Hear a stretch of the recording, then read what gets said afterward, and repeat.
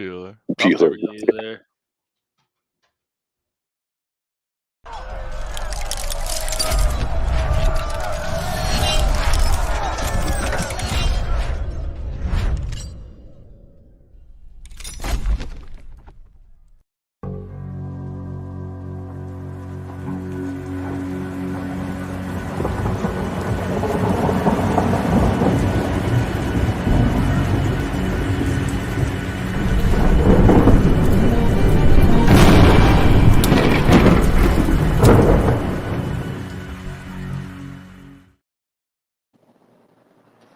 Hello and welcome to the Wild Wild West podcast.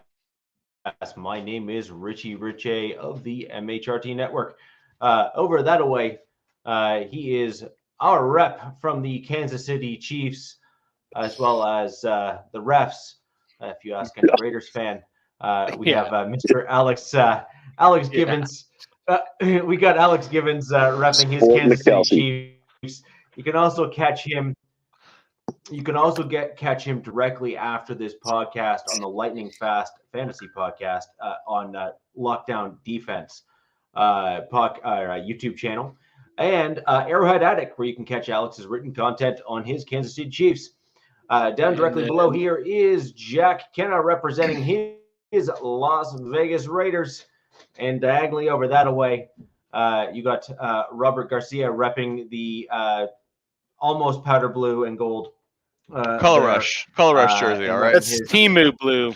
Listen. Hey, AliExpress. Hey, let's calm down, all right? We did. I don't know if y'all remember the Color Rush, all right? This was a thing like 7 years ago that the NFL did. Like, dude, bring the Color Rush back. Bring it back. Thursday night was Color Rush night. Yes, man. I love got Color the highlighters. Robert, you keep telling yourself whatever you want to tell yourself, okay? Just because you got that from a dude in the trunk of a car in a parking lot that swore it was a real legitimate jersey. Hey, listen. Okay, look, just Philip Rivers gave it to me from himself. California, it was probably fake. Okay, we'll just call it Ducky Duck. Yeah, I'm sure he did. Yeah. So, anyways, guys, we had an interesting week 8 as we expected. Obviously, this is an AFC West roundtable show. I'm going to throw over to Jack to talk about his Las Vegas Raiders and their bout against the Chiefs, and then Alex, obviously, will get your feedback there as well. I'm going to be back in just one second, guys, and we will go from there. Oh yeah. Well, it was a defensive battle. I mean, the Raiders didn't win this one, but I nailed the Kansas City score right on the dot, and my Raiders got more points than what I expected. So that was a positive. Actually, it was a really good game. I mean, it really boiled down to the defenses, doing their part. And Minshew didn't look horrible. He actually I think he had a better percentage than Mahomes in the game, except for he had that one fumble. But it really boiled down to like two big drives. One was the Mahomes pass interception, and Trevon Morgan got it, put him around I think around the 4. Offense couldn't do their part, punch it in, and they had another one later on, and Kelsey became Kelsey again. That's right. That's why I wore it. I figured. Yeah, he won it. That's the one thing I thought was Kelsey after the game. Tight end day. Well, he showed up as a tight end, and now he's the number 1 tight end against the Raiders all time. Yeah. He passed up Gonzalez, so big milestone for him. And he showed some pretty cool class at the end of the game too, going up to Brock Bowers and going, "Hey, yep, let's I'm going to shoot you my jersey, and you can shoot me mine, yours." So, but overall, I mean, it literally came down just to a couple series, and the Raiders played them well. They were in the lead for coming into almost like the second half. I mean, it was close, like a couple minutes before the end of the second quarter. Raiders were winning. They were in there. So it was a little shocking. Huh? It was a sweaty game. It was a sweaty game. I will confess. There were parts where I was worried. Sure. Yeah, like after that interception. Yeah. I said, "Oh, here we go." Yeah. But then once they did all the over the top celebrating, I was like, "Oh, dude, it's done. They're gonna come back," and they Oh, did. You know, Jack, you guys had that game, man. We did. That pick when you guys got that pick on Mahomes and you were at, it was like first and goal, like at the 4 or something like Yeah. that. I was like, this is it right here. Like, this is where you steal 7, like Mahomes, Mahomes, and we'll get to him in a second when Alex goes. I don't know what the hell Mahomes is doing this season, man. This is not the MVP Super Bowl champion that we've seen over these past few he's seasons undefeated. before. You- I understand that. I understand. He gets points when he needs to, Robert. Well, I agree with that. The Raiders were number 2 in the league Should. on stopping the third down.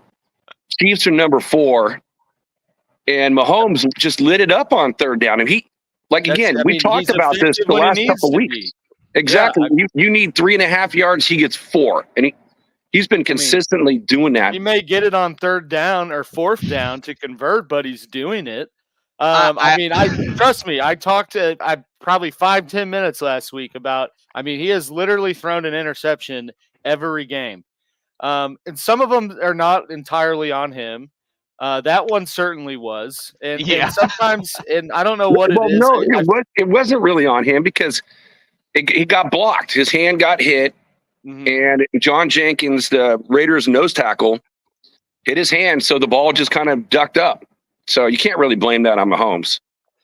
No, it's. I think some of it is, the, they're kind of, the receiving corps is kind of growing together every game as they go into this. With people that weren't necessarily considered to be the focal point of the offense coming into the season. And like you saw with the addition of DeAndre Hopkins, that's only going to help progress things. Like you felt his presence already out there, and they didn't even really try to utilize him too much. Making deals with cool Kev, dude. I need to know so we can announce on the show. I do agree. No, Biggie. I don't want the Raiders to trade up for another quarterback. I don't want to give up draft capital.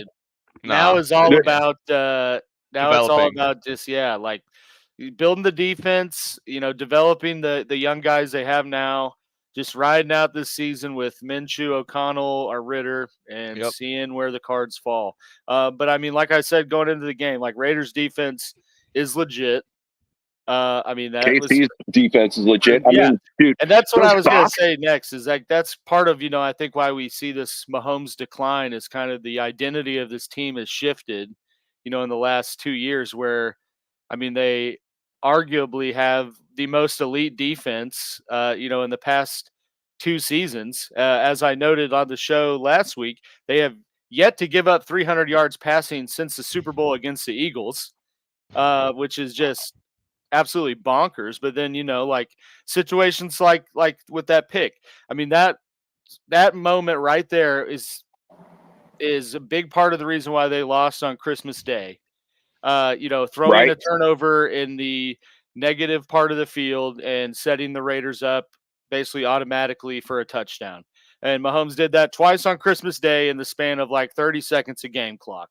One they ran back in, but then, to see this is a testament of just how good the defense is, because he put them right back in that very situation, could have totally altered the game. Absolutely. And the Chiefs defense, showed up when they needed to. What they've done this whole they blew it up. Season. They absolutely blew it up, and that just shows you how poor the offense is. And on the offense, right now it's Gonsby. He's on the hot seat. Even Pierce is starting to call him out now. So he needs to get his crap together. And it's some of the stuff that he does, I just still don't understand it. It's okay, I guess Thayer Mumford, again, he played 2 snaps. Yeah. At wide receiver. He's your right tackle. Yeah. Right? Okay, what the hell is that?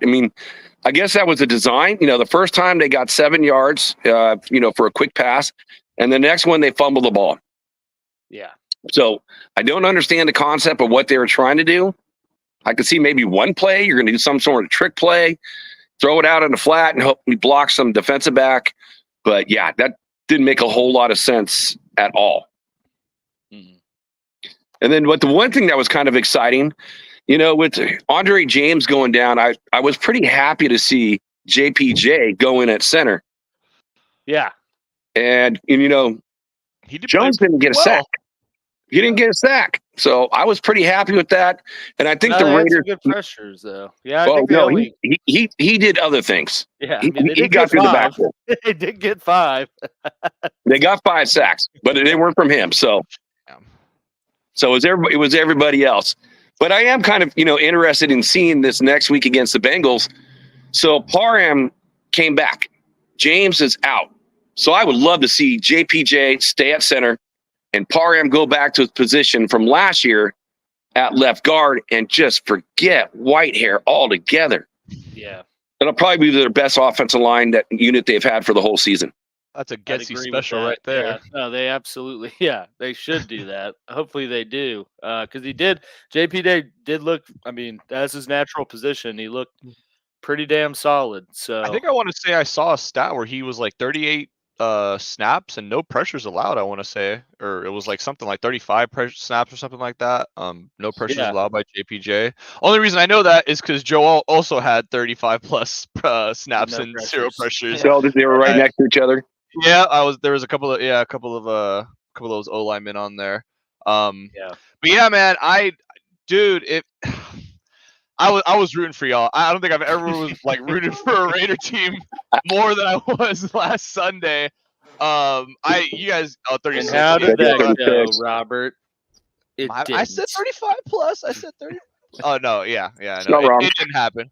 It didn't happen, but it was a great game. Typical AFC West, division battle. I mean, these are the kinds of games that we're all gonna have with each other. I don't think anybody. I want to say all of our games have been one score besides the week Broncos 1. Yet, you guys haven't played the Broncos yet. Besides our game against the Raiders, I want to say all of our games have been one score or decided or less. So I'm very excited to see how this division I think is much better than a lot of people were expecting as a whole going into this season. I know the Raiders aren't exactly looked at as like a favorable team to make the postseason, but I mean, they're still. No, they are 2-6. Yeah, I mean, not looking at the postseason anymore at that point. Listen, but I just want to be respectable. They're a tough, they're still, a tough out. I mean, one of their wins was against the Ravens, and they are looked at as a playoff AFC favorite. So but they also lost to Cleveland. Yeah, and they also lost to Carolina. So, oh man, you're really not helping me, Jack. I'm trying to, I know you're trying to bump it up, but I will say for all our AFC West teams, the defenses are all good this year. Yes, for sure. And I'll go one step further. For Alex on KC. He held the Raiders under the KC defense held the Raiders under 40-yard rushing. Yeah. Madison, like 15 carries for 17 yards. Zeus, I think, had one carry for like -3. Shoot, I think, an average yard. I think Minshew had probably the best average, per rush on the team. These like little birds chirping behind you, and it's like, it's pairing together nicely. Not that I'm liking it, but it's just facts. But it's just such a defensive battle, and it could have been so different. Yeah, that game. I mean, I'm telling you that it was not scoring. That was the Chiefs' defense at its best right there. Goal line stand. You had to have it. 4 down territory. I mean, that was the game right there, essentially. When you guys didn't score there, I think everybody, even Raiders fans, kind of knew to themselves, yeah, this one's over. Because if you can't convert that turnover into points, it's just not. It's not Robert, happening. they even had a second chance at it. Yeah, and got the same result. Mess with the ball, man. You get the horns. No, Getty's got to go. It's the running game, man. Like I feel like I've like a broken record, but that's always been my takeaway from watching the Raiders. Like, they just don't have a running game. And when you're that one-dimensional, with someone like Minshew back there, you're going to have a bad time. It's just like, because especially for a team like the Chiefs with Spagnuolo, like, he wants to blitz. And if he knows that you can't run the ball, he's only going to do it more. And he already does it 70% of the time. So, like, it's just, it's just not helping anyone out. And, like I said, with Gonsby, the only running success he ever had was just with an uber athletic freak at running back that could turn, broken pass play into a 30-yard game. And so, unless you guys call and get Justin Fields, like, I don't think that there's going to be any improvement with that. I don't think Justin Fields would even, step on the field if he got traded. Yeah, I don't think he wants to play with him. This guy again. No. Yeah. My hamstring it's feeling a little off. It's from my hamstring. It feels weird. Exactly. Right.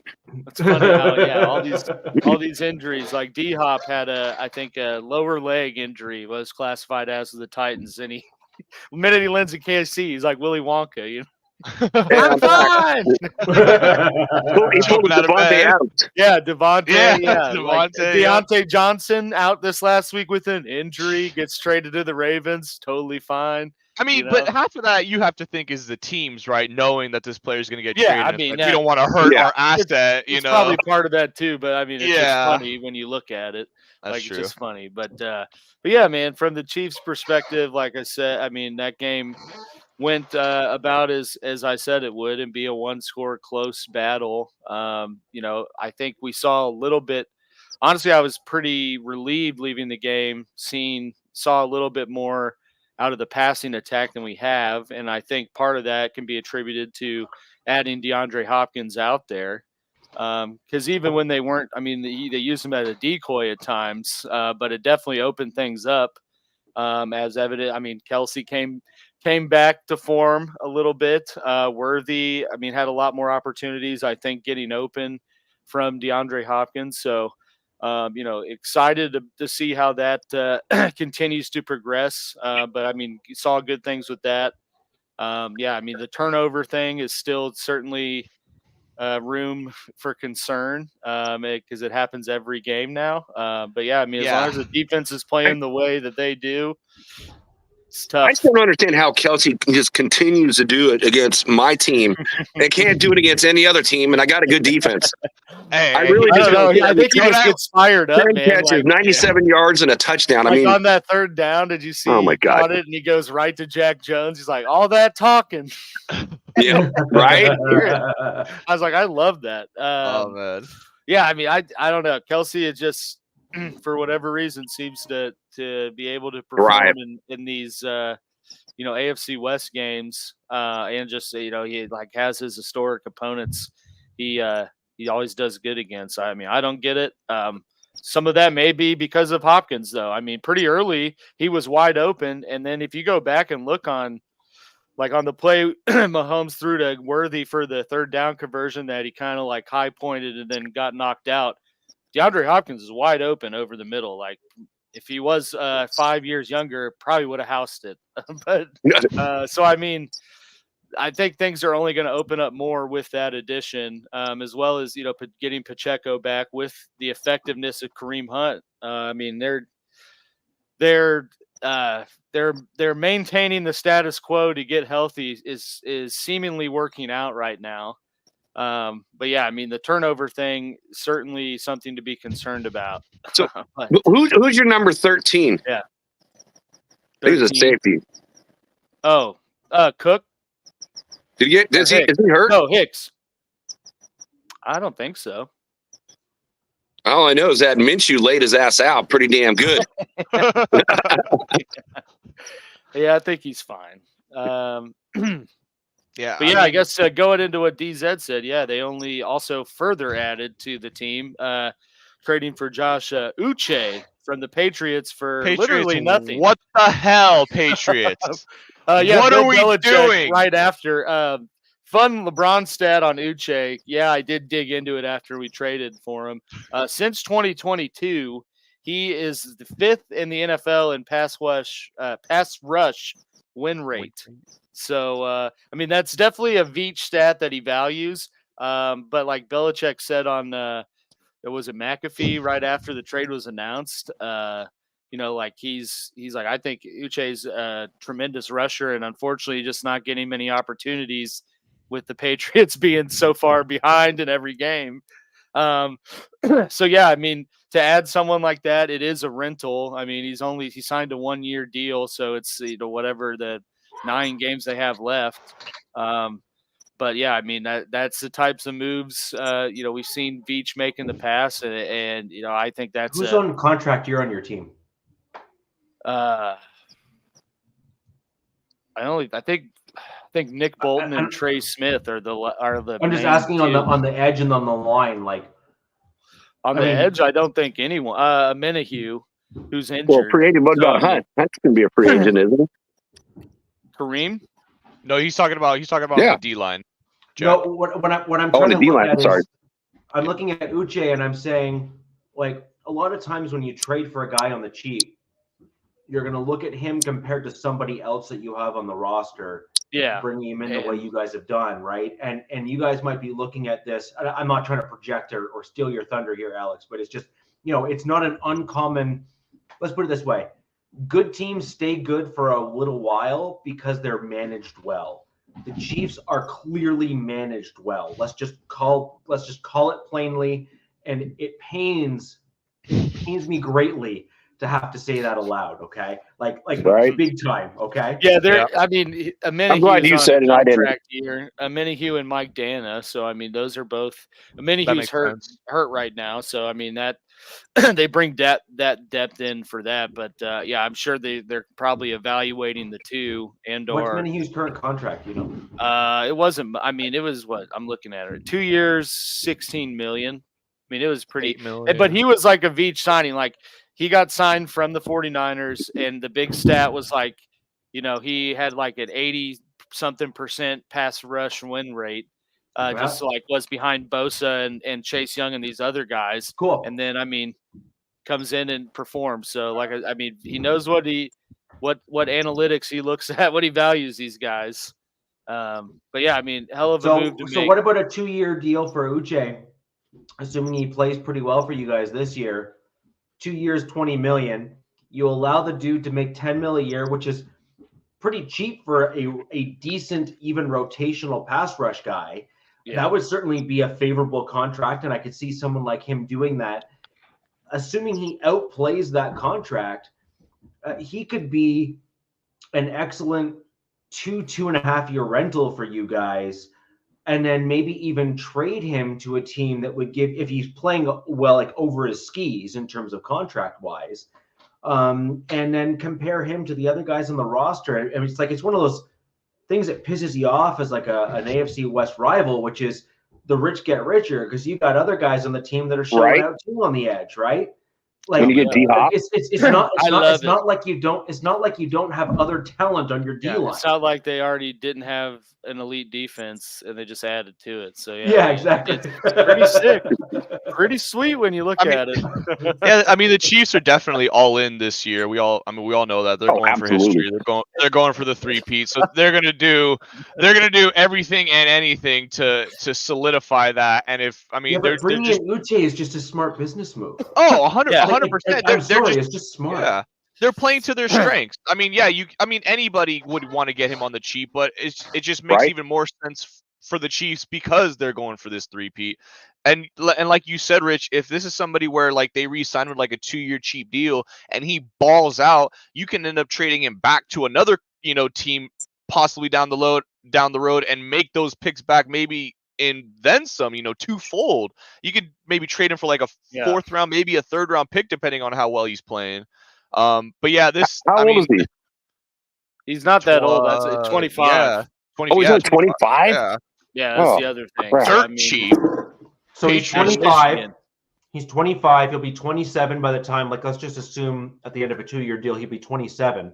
Right in line for a contract. Between 27 and like 30, like that's prime because that's that sweet zone, right? Where they've got the NFL experience, they've built up their technique, but they're young enough that their body can still heal. Yeah. right? It's like that's like the golden zone right there. Where I mean, unless you're a guy like Von Miller, or someone Khalil that's Mack. just like or Khalil Mack, for example, like unless you're in that kind of category. Well, Von Miller was only doing it because he was juicing. I mean, is he not suspended right now for juicing or peds or something? Well, no, I thought it was like he assaulted his girlfriend. Yeah, I or thought something. that's what it was too. They probably from a roid rage. Well, look, Von Miller has had many issues. I'm just kidding. No, he was. One of them is not doping, though. Like the dude has a questionable off the field. No, but he had a doctor that told him that he submitted something to the NFL one year and never did it. And it turned out that one of the drugs was like not approved. And he and DeMarcus Ware had we'll call it a lengthy chat. And that never happened again. And so the thing is that Von Miller was kind of a young guy that came from not a lot. He had a bend and he had speed and DZ, I agree. Von Miller was a unique talent. The thing that made Von Miller Von in terms of his ability was he had an unbelievable fast twitch as well as a bend that nobody else could match. Like he could duck low and maintain speed. And ultimately what happened with him is he was asked to do things that he really should never have been asked to do in terms of playing kind of the heavy role in terms of some of the run stopping kind of things. And he should have just been used as the speed rush guy and kind of the all around player. And he ended up with a couple ACL issues as a result of some of the misuse on particularly on my Denver Broncos, which I'm more than happy to own on behalf of my team. Although if you actually go back and watch some of my earliest content from Broncos Talk, you'll actually hear me being quite critical of my coaching staff for misusing Von Miller, which should come as no surprise to anybody because I'm the first person to basically slander my team like into oblivion. I was so happy when you left the division. I'm sure you were. He's a terror. I think we all were. Right? Right. And so I just think when you look at these guys that are like Khalil Mack, like I would even put Nick Bosa in that category, or even Joey Bosa in that category. The only difference is that they seem to get hurt even more than Von Miller does now. And they've been like that since they entered the league. But if you look at like the guys that are currently playing that we can kind of look from like, a reasonable sample size, like I would certainly put a guy like TJ Watt in that category. I would put a guy like Von Miller in that category. I would put a guy, Khalil Mack. Calais Campbell was just always that dude's a freak. Huge. Like Calais Campbell is like he is abnormal. Like in all facets. The dude is a giant. Yeah. And he's seemingly able to play football forever. No, he's seemingly able to play. And he stays on the field too. Yeah, he's hurt. Like 6'8", 330, dude. It's 6'8". I was in shock. Dude, he is. And Alex, he never gets hurt. I know. He's fast. I think Joe would be shocked to line up against somebody that's as like looking at him eye to eye. Like, wait, you're not looking eye to eye. You're looking up at him. 6'8", 307, and he was drafted in 2008. Damn. So 16 years and still going strong. Still balling. Pass rusher. Gotta give it up to him, man. I actually think one of the things that makes Calais Campbell a little bit unique is he actually came from Denver. Like he grew up as a Denver native. And I actually wonder if that'd be a super interesting case study, actually, if we're going to be honest, because the thin air in Denver typically allows a lot of athletes to excel elsewhere because they go elsewhere and their muscles are able to just thrive because they're getting so much more oxygen into their muscles than they're used to. So they were able to be an elite level athlete with like almost like suboptimal conditions. Right? It's true. And then so then they go elsewhere and they're like, this is not a problem. Yeah, they're like 3.5 quarters in. They're like, have we even started yet? Yeah, like we're good, right? Richie, it's absolutely amazing. I lived in Colorado Springs for a couple years, and the oxygen level is so thin. And then when I moved back to California, oh my God, it was like night and day. And that's why the U.S. Olympic teams train in Colorado to, expand those lungs, make it work harder. So when you go to a lower elevation, it is night and day. Yeah. And that gives your Broncos a big advantage anytime, you play, because other teams aren't used to that.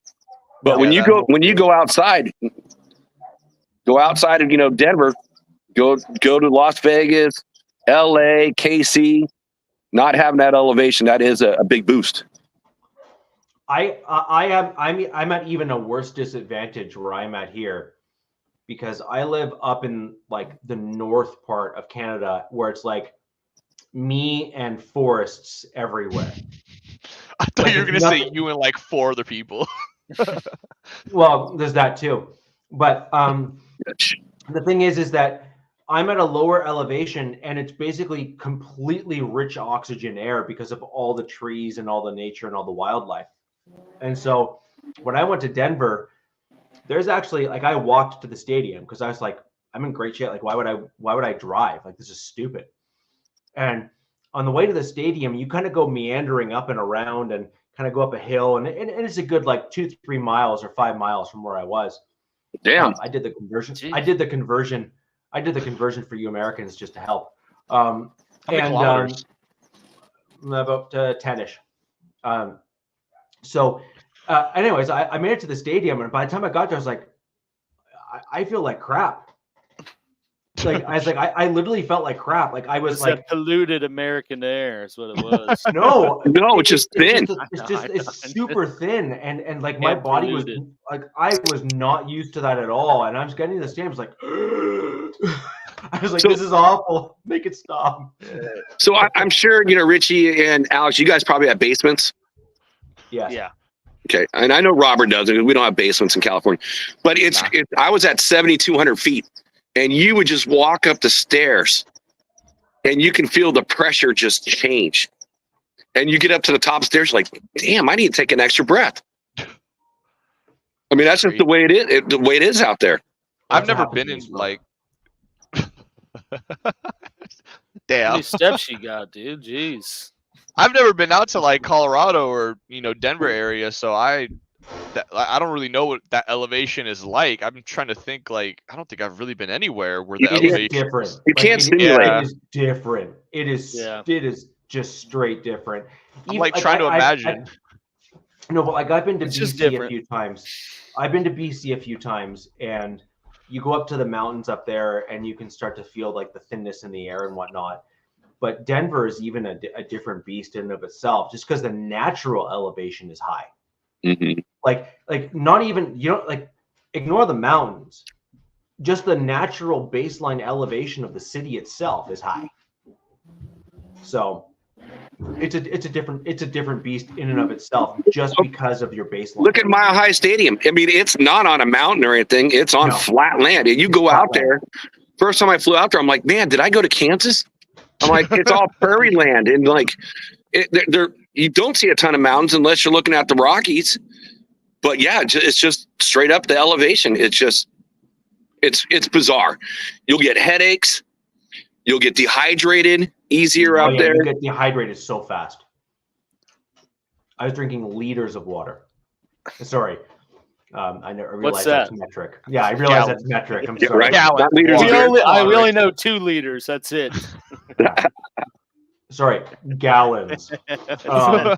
But anyways, I did want to bring up one other thing, and then we'll move on to our other games as a quick recap. Liter of cola is French. Forgive me. No, we call it pop here, DZ. We don't call it cola. That's he's quoting Super Troopers, man. Liter is French. Forgive me some cola. That's funny. But actually, sorry. This is actually really funny. Oh, you just saw that one? That's really funny. No, the reason why it's funny is that there's actually areas where I live that the only way that they actually have internet is because of Starlink. That's amazing. Which is like I'm laughing because like it's not me. True. It's not me, but it's like it's highly actually, applicable. It's very applicable. That's amazing. So Oh, thankfully I happen to live in an area that's got fiber optic right to my house. Just over to my right here is a fiber cable that comes in. Woo woo. I can get 10 gig internet to my house and not have to blink an eye. But it must be nice. It is. I'm not even in California.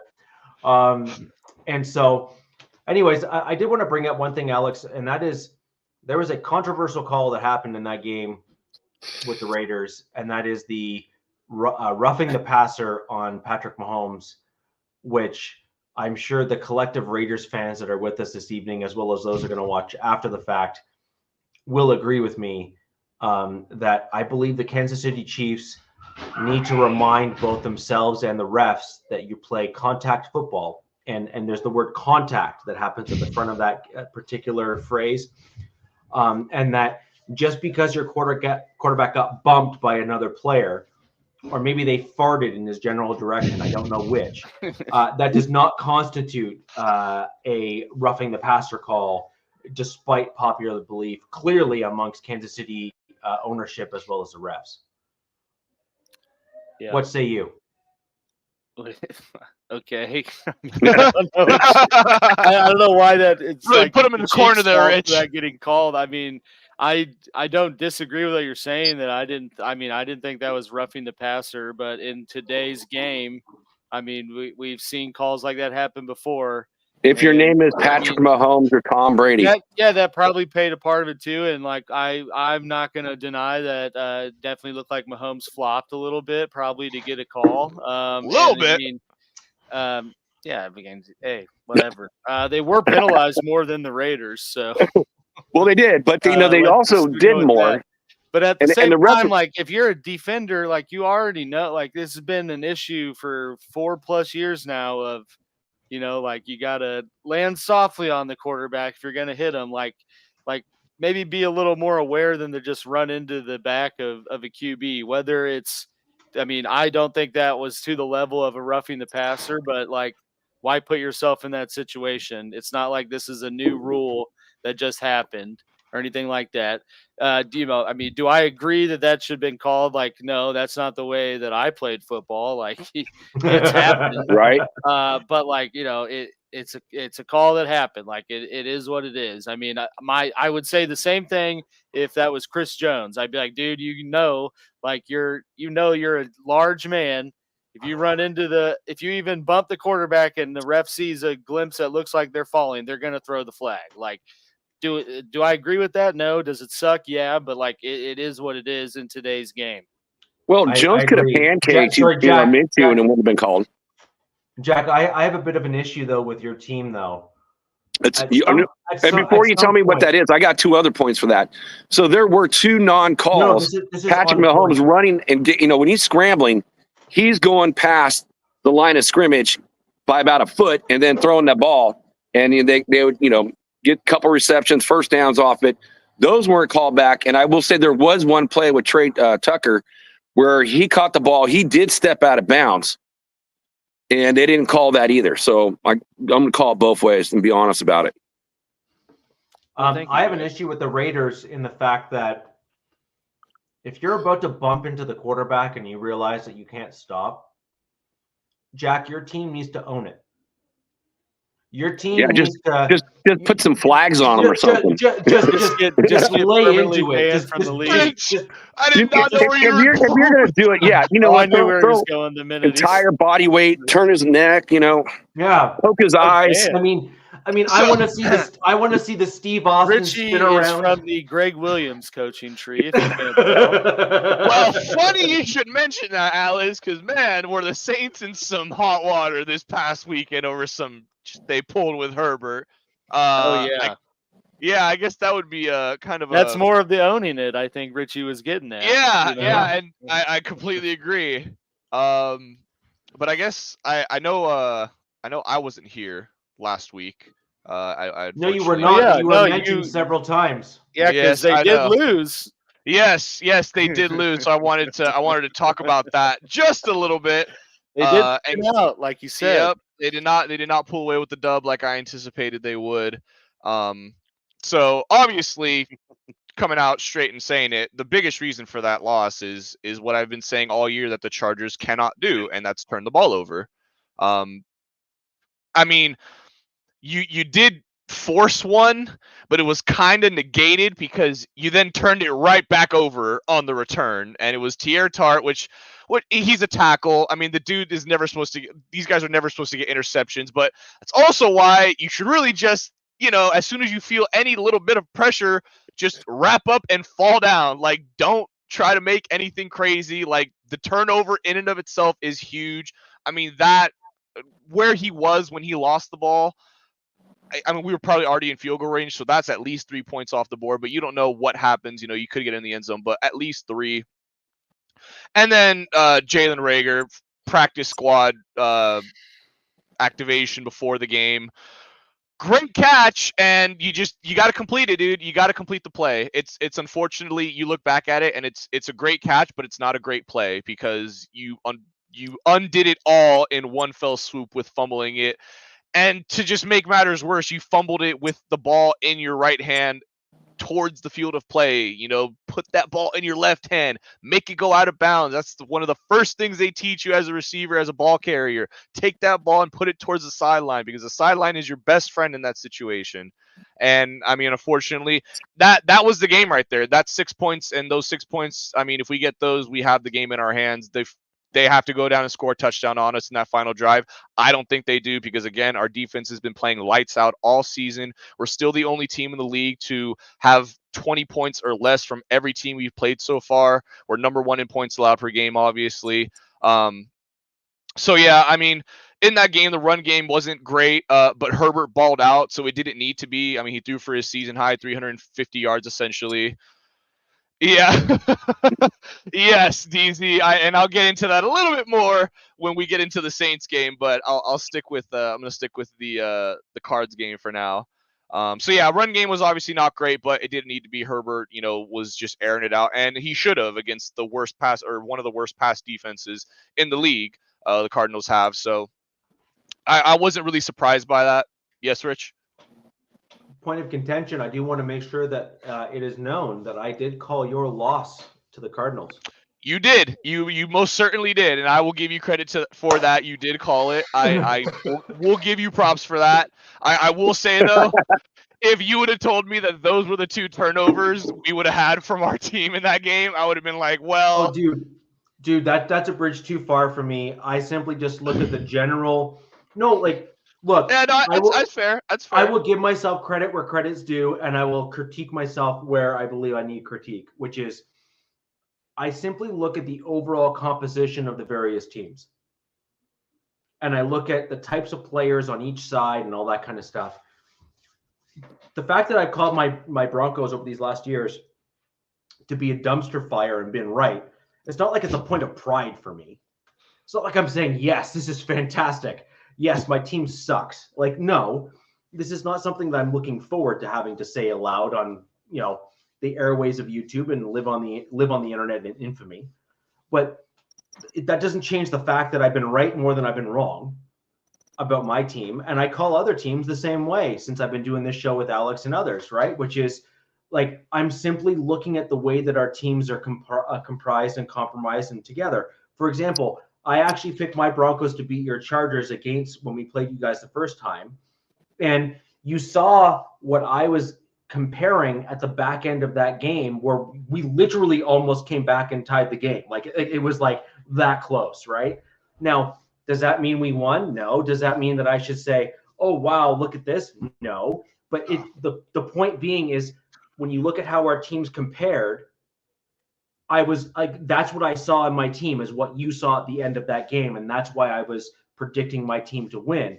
It doesn't mean that we did. You guys clearly beat us, and good for you. But I saw that against the Cardinals. The Cardinals they had a few little things that were mixed in that I knew would probably not do well against your team just because of the matchups. And it turned out to be correct. Now, yeah, onto the Saints and everything with you guys, but it's one of those things I wanted to bring up because you weren't here last week for me to rub it in, and it was just really important for me to do that. To berate you this week. And we didn't forget. I was gonna mention it before that. The interior O line is definitely still a problem. And I'll get to praising Bozeman for what he did in the Saints game in a little bit, but the interior O line is 100% something that needs to be addressed. I mean, Jesus Christ, Alt and Slater have been dominating the tackle spots together. Yeah, I know, Slalt. Yeah. They've been absolutely dominating on the edges for Herbert, and it's just been simple little stump moves that seem to just absolutely blow away. Robert, I think you should call them salt and pepper. Salt and pepper. Come on, that's great. God. Salt and pepper. Come on, really? Come on. That makes me sound like one salty. No, like salt and pepper. Like I think it's great. Or you could add an A to the end of pepper if you want to get all like, oh my God, modern. We're throwing it back, huh? Yeah. Salt and pepper. So yeah, it was a rough game for us. As I predicted going into that game, Kyler Murray on his legs. I mean, that killed us, and we saw it against the Broncos with some of those big rushes that Knicks took off on. Pre-Call of Duty, Kyler Murray too. Yeah, it was pre-COD Kyler. So although he did just walk down the Dolphins with Tua back, but I mean, not that, Yeah. They are leading that division for what it's worth, Alex, which is absolutely mind-blowing. But they are in first place in the NFC West right now. So yeah, it was a rough game. But one thing I've always said about this team, and especially this season, this team is completely predicated on time of possession and just wearing you down as the game goes on. So when you turn the ball over like they did against the Cardinals, you never give your team a chance to settle in and, get the run game never had a chance to get going because it was almost like, I know we weren't playing from behind the entire time, but I mean, oh, DZ. So yeah, it was a rough game. A lot of things went wrong, but I think we corrected a lot of them and looked a lot better against the Saints. Game, this game was a much better viewing experience for me. To start it off, Bradley Bozeman, I want to give you a round of applause, dude. You are welcome in LA anytime. For defending my quarterback like that. Any O lineman, I mean, the fact that he's just a kind of like a year rental and he's out there laying his body like that, showing. I mean, that play right there. So tried to twist his. Yeah, Herbert was dirty play. It was dirty as hell. Herbert got the ball out, took a snap, avoided a sack. I forgot what his name was, Mordreau or something like that. I forgot what the last name was. Irrelevant. Yeah, but anyways, so Herbert, gets wrapped up. This guy wraps him up with his legs, but he's not tackled or anything. He's not down, so he, dumps it off to Dobbins. And the play's done. Herbert's, kind of not doing anything, but this guy's still wrapping onto his leg, full on alligator rolling it. So Bozeman, sees that and just all of a sudden comes in and just full on shoves him out of the way, throws him to the ground, starts pinning on him, pulling. I saw one of the pictures where he had his face down on the ground and the helmet's almost coming off, and I was like, oh yeah, get some, Bozeman. You like that? Yeah, I love that, man. I love that. That's the way you do it, man. Yep, absolutely. And so just seeing that, I would expect that from Slater. All some of these guys that are longtime Chargers, and they're gonna be on this team forever, or I like to think, hopefully, until they retire. But Bozeman, somebody who's just a 1-year rental, somebody we just picked up last offseason. I mean, you just see him completely buying into this, hardball way, that physical toughness, showing these other teams that we're not just going to be walked down. We're not just going to be kicked over like before. So to see that, I mean, didn't want to see Herbert get injured. The video. Yeah. Oh, yeah. You sent the video. Didn't want to see Herbert get injured. so happy he didn't, but love seeing that aggressiveness, that defending your QB from Bozeman. But besides that, I mean, wasn't really worried about this game. I know I didn't come on last show to give a score, but I did predict a win for this going back to a couple weeks ago. Obviously with Carr not playing, that made it just a little bit easier. I don't think anybody's really scared of this Saints offense after week 2. It was a great 2 weeks. I hope Saints fans enjoyed it, but it's come to an end, unfortunately. Ladd McConkey finally having his breakout game, 6 receptions, 6 targets. So love to see that. 111 yards, 2 touchdowns, and obviously the highlight reel play, 60-yard touchdown. First the Moss catch, and then the Yak ability after to just get some jukes, get himself into the end zone. That is exactly why we drafted him in the second round. Welcome to the NFL. Yeah, that was a big welcome to the NFL moment. He's had a couple of other really good, like flashy highlight plays here and there throughout the first 7 weeks. Touchdown against the Chiefs. Yeah, he did catch us. Yep, he did. It was a very nice touchdown against the Chiefs. Good ball, good touchdown. Yep. So I love seeing that connection between Herbert and Ladd getting better and improving as we go. Since you're talking wide receivers, Robert, I'm sorry to jump in. Oh no, not at all. Do you see the Chargers, trying to bring back Mike Williams? Yeah, so I did actually have right here in my notes, right here down below. I want to see the Chargers make a push for a wide receiver, and I put in little quotations, if the price is right. If that is Mike Williams, I know a lot of Charger fans are saying, that doesn't really solve anything. Considering, I think our problems with our wide receivers right now is creating separation. But I think Mike Williams just provides such a dynamic option to just like pick up chunk yards here or there. It's almost like, I think, listen, I'm not going to say he's going to turn into the Mike Will of old where he's just going up, making 50-50 balls look like 80-20 to him.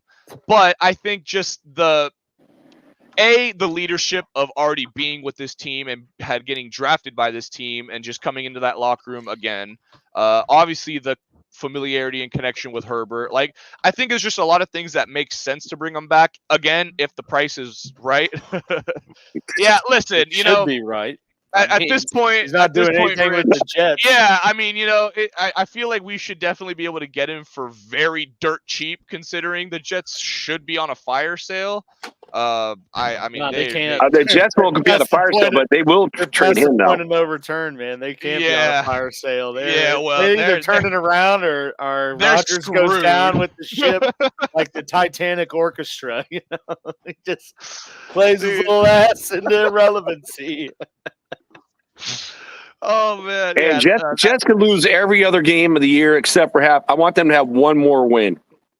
I want that higher draft. I want him to have a win next week, so then he could say, "Yeah, I told you guys, relax." And they just get waxed the week after.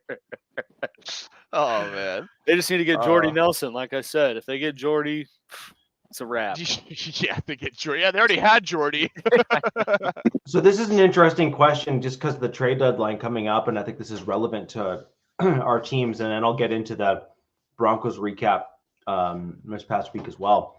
I need you to talk about the Saints game as well, Robert, for your team. Yes. Yeah. But to answer Willie's question real quick, at first I actually thought that we would see Courtland Sutton be traded. I think it is perhaps more likely now that he might be traded, just because while he is clearly kind of our wide receiver one, he's made a few mistakes with our team, and perhaps it may be a good thing for him to see a change of scenery, in my opinion, for what it's worth. I think he's a great guy. He seems like a team guy by all accounts, but it's possible that they may try to trade him for some capital as the team tries to rebuild with kind of more aggressive type guys, younger guys as well. Looking at a guy like Devon Vele as an example, he is certainly very similar to Courtland Sutton. He's younger, has had some great catches. And I also think the Broncos could well look at a tight end as a trade acquisition to try to balance out that room. Although we did see some better play calling with the tight ends this past week against the Panthers. It'll be interesting to see if that can translate against better opponents, but that's something I want to bring up against the game with the Ravens. With regards to Sutton, I think it's possible. I think the Broncos could be looking at trade at capital to try to rebuild the team even more so. Although I do think that if we are going to trade Sutton, I think it would be with an intent and purpose. So I think that it'll be unlikely that gets traded, but I think that it would be, we get a center, for example, that is leaps and bounds better than what we have as a straight trade. Or okay, I can see that. I can't see draft picks though. Or you're in second place. Right, we are, but again, like if you get offered a second round pick for Courtland Sutton, you're not going to get a second round pick. I know, but I trust me, I'm not naive or stupid enough to think that we're going to. But I'm saying if you get offered a second round pick to get him, you're saying, well, then that's a different story. And then you kind of, you know what I mean? And so that's kind of the whole point, right? Would you take a third? True. Yeah, apparently they were offered a third and turned it down. And they said no. Right, because a third is a third round draft pick. My point is I think the Broncos are looking at him saying, if we get offered a second, like a first is like a second is like the highest you're going to get for him. So just like don't even bother going to a first round. That's just stupid. Oh yeah, no. So but, I mean, if you get a second round pick, wasn't he a second round pick? So it's like 5 plus years later, you get the return back. Like that'd be right. good. That's what I'm saying. So I could see that happening where we would like maybe say pull the trigger on the second round pick. In that Chiba. Oh, DZ. No, I actually agree with Big E's comment in terms of I assume he likely agrees. Well, they might be actually. It's legal in Colorado. It is. But my point is I agree with what you guys have all collectively said with regards to Courtland Sutton, which is you either get made an offer that you can't refuse and you simply say yes because it's so much capital that you can do better as a team long term, and you believe that you have other guys that can fill that role through committee, as an example. I think that the Broncos would likely only trade Sutton with a specific target, like where they would use Sutton as the trade capital instead of a draft pick in order to then obtain like a center, for example, because we've struggled with the offensive center position this year. They have not been great. Like they've been okay, but they've not been great. And so I would say that would be kind of something that we may move forward with. But in terms of like a straight trade for like a third round or a fourth round draft pick, like we've seen some of these other guys go for, the Broncos no, we're in second place. And frankly, a few games going our way and a couple games going in the Chiefs' opposite direction. I mean, that changes the whole landscape of the AFC West division. And on top of that, we've had pretty good success in the last few games. So unless we're shown otherwise, as a team, we believe that we are incredibly competitive and frankly, correctly so, right? Given the success we've seen and how it's taken a while, but yes, we have in fact seen Bo Nix start to make some of those progressions that I was claiming was going to take him a little longer than I thought. He's outpaced what I thought he was going to do, but it doesn't change the fact that he's still taken some time to get to where he is now. And I think that's a fair statement to make. He's a rookie. The quarterback is one of the hardest positions in all of sports. It just is what it is. But anyways, in terms of looking ahead at your Saints game, Robert, give us a quick little synopsis, and I'll give you a quick little one of mine on the Panthers, and we'll move on to Week 9. Absolutely. So yeah, the Saints game went about as expected. I don't know if I was expecting this big blowout, but I guess when you have Spencer Rattler or I don't even know who the other guy was, Hayner or whoever they brought in. Yeah, Jake Haney. Hayner. Yeah, I Hayner. don't know what they were doing at quarterback. So, I mean, it was a pretty easy game, all things considered. D-line played great, 5 sacks for them. Gave up 117 rushing, which is about what our average is for the year. I think we average about 112 given up per game. So nothing surprising there. I think the biggest takeaways from this game was interior O-line needs some serious help. And we even saw that on damn punt return, or sorry, the muff punt that resulted in a safety. I mean, they're just right up the middle, blew up the blocking attempt, and was able to block that punt. Thankfully, Scott was able to get it out in the end zone for not a touchdown, but a safety nonetheless. This defense is going to be the reason we win games. Herbert and this defense, if they can play like this consistently, the Chargers are going to look really good for these next couple of games. I mean, that was about as good of a both sides of the ball coexisting as well as you could have hoped. Herbert went 20 for 32, 279, 2 touchdowns, had a 111 QBR, or quarterback rating. He had a 95 QBR, which was the highest of the week, 95.3.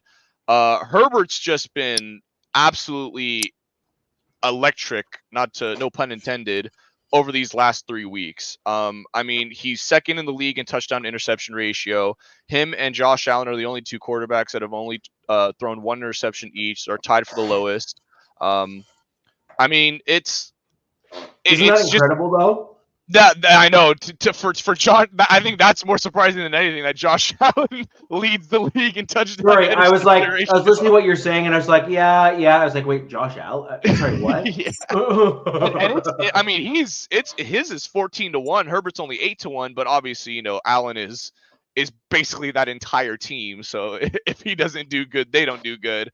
Herbert now kind of has a little bit more leeway with that defense. And also that offensive line in the way of your tackles. I mean, you're getting that extra second. You know what I mean? Yeah. You're keeping the elite pass rushers off them to give them that extra time. Even though the wide receivers are, Ladd played amazing. But, not having Keenan Allen, and you had the Mike Williams all at the same time. But look what he's doing now when you got an offensive line with lesser of a wide receiving core. It's amazing. Well, Ladd McConkey actually has more receiving yards and I think receptions and touchdowns than Keenan Allen and Mike Williams this season combined. So that's crazy. Which is, I mean, and again, this is like the thing I say about we go from Tom Telesco, no offense, Jack, to someone that, Joe Ortiz, someone who knows how to run a team and build talent and recognize when it's time to let go of players. So many Charger fans gave Ortiz shit this season and Harbaugh for not re-signing one of Mike Will or Keenan Allen, for letting them both walk and not drafting a wide receiver with our first round pick. But I mean, looking at it now, it's like, now you wouldn't change that for the world. Now you even have a chance to bring back one of those guys that you lost on a super cheap deal. You might be able to bring them both back at some point. I don't think the Bears. I mean, literally, did you see Keenan Allen's face when the Commanders beat the Bears on that Hail Mary? He had a smile on his face, and I even read an article. He's still a Charger. Yeah, well, no, the reason why he's laughing is because he knows what it's like to be on the receiving end of those, like, he's like, damn, how I can't get away from this. Exactly. So I honestly feel for Keenan, man. It's sad to see. I really thought he was going to be utilized a lot more in Chicago. Someone as talented as him, I mean, he still can, but coming off a career year, that's just it's really heartbreaking. I thought he was pretty good though. It feels amazing. I mean, personally, like, just as a fan of his, I feel for him because that was my guy. Like, he got drafted in 2013. I pretty much watched him like for the entirety of his career. Like, he was the dude, and I mean, he was my first jersey that I ever had, number 13. So I mean, he'll always have, Chemistry matters. Yo, yeah, 100%, 100%. Chemistry matters, and it's kind of funny. to take it one Sir step Jack, further with Devontae Adams, going, hey, I don't want to be on the Raiders. I want to go to the Jets. Yeah. And they got the chemistry right. What has he done? Yeah. Bye, dude. I hope you enjoyed your, wanting to leave.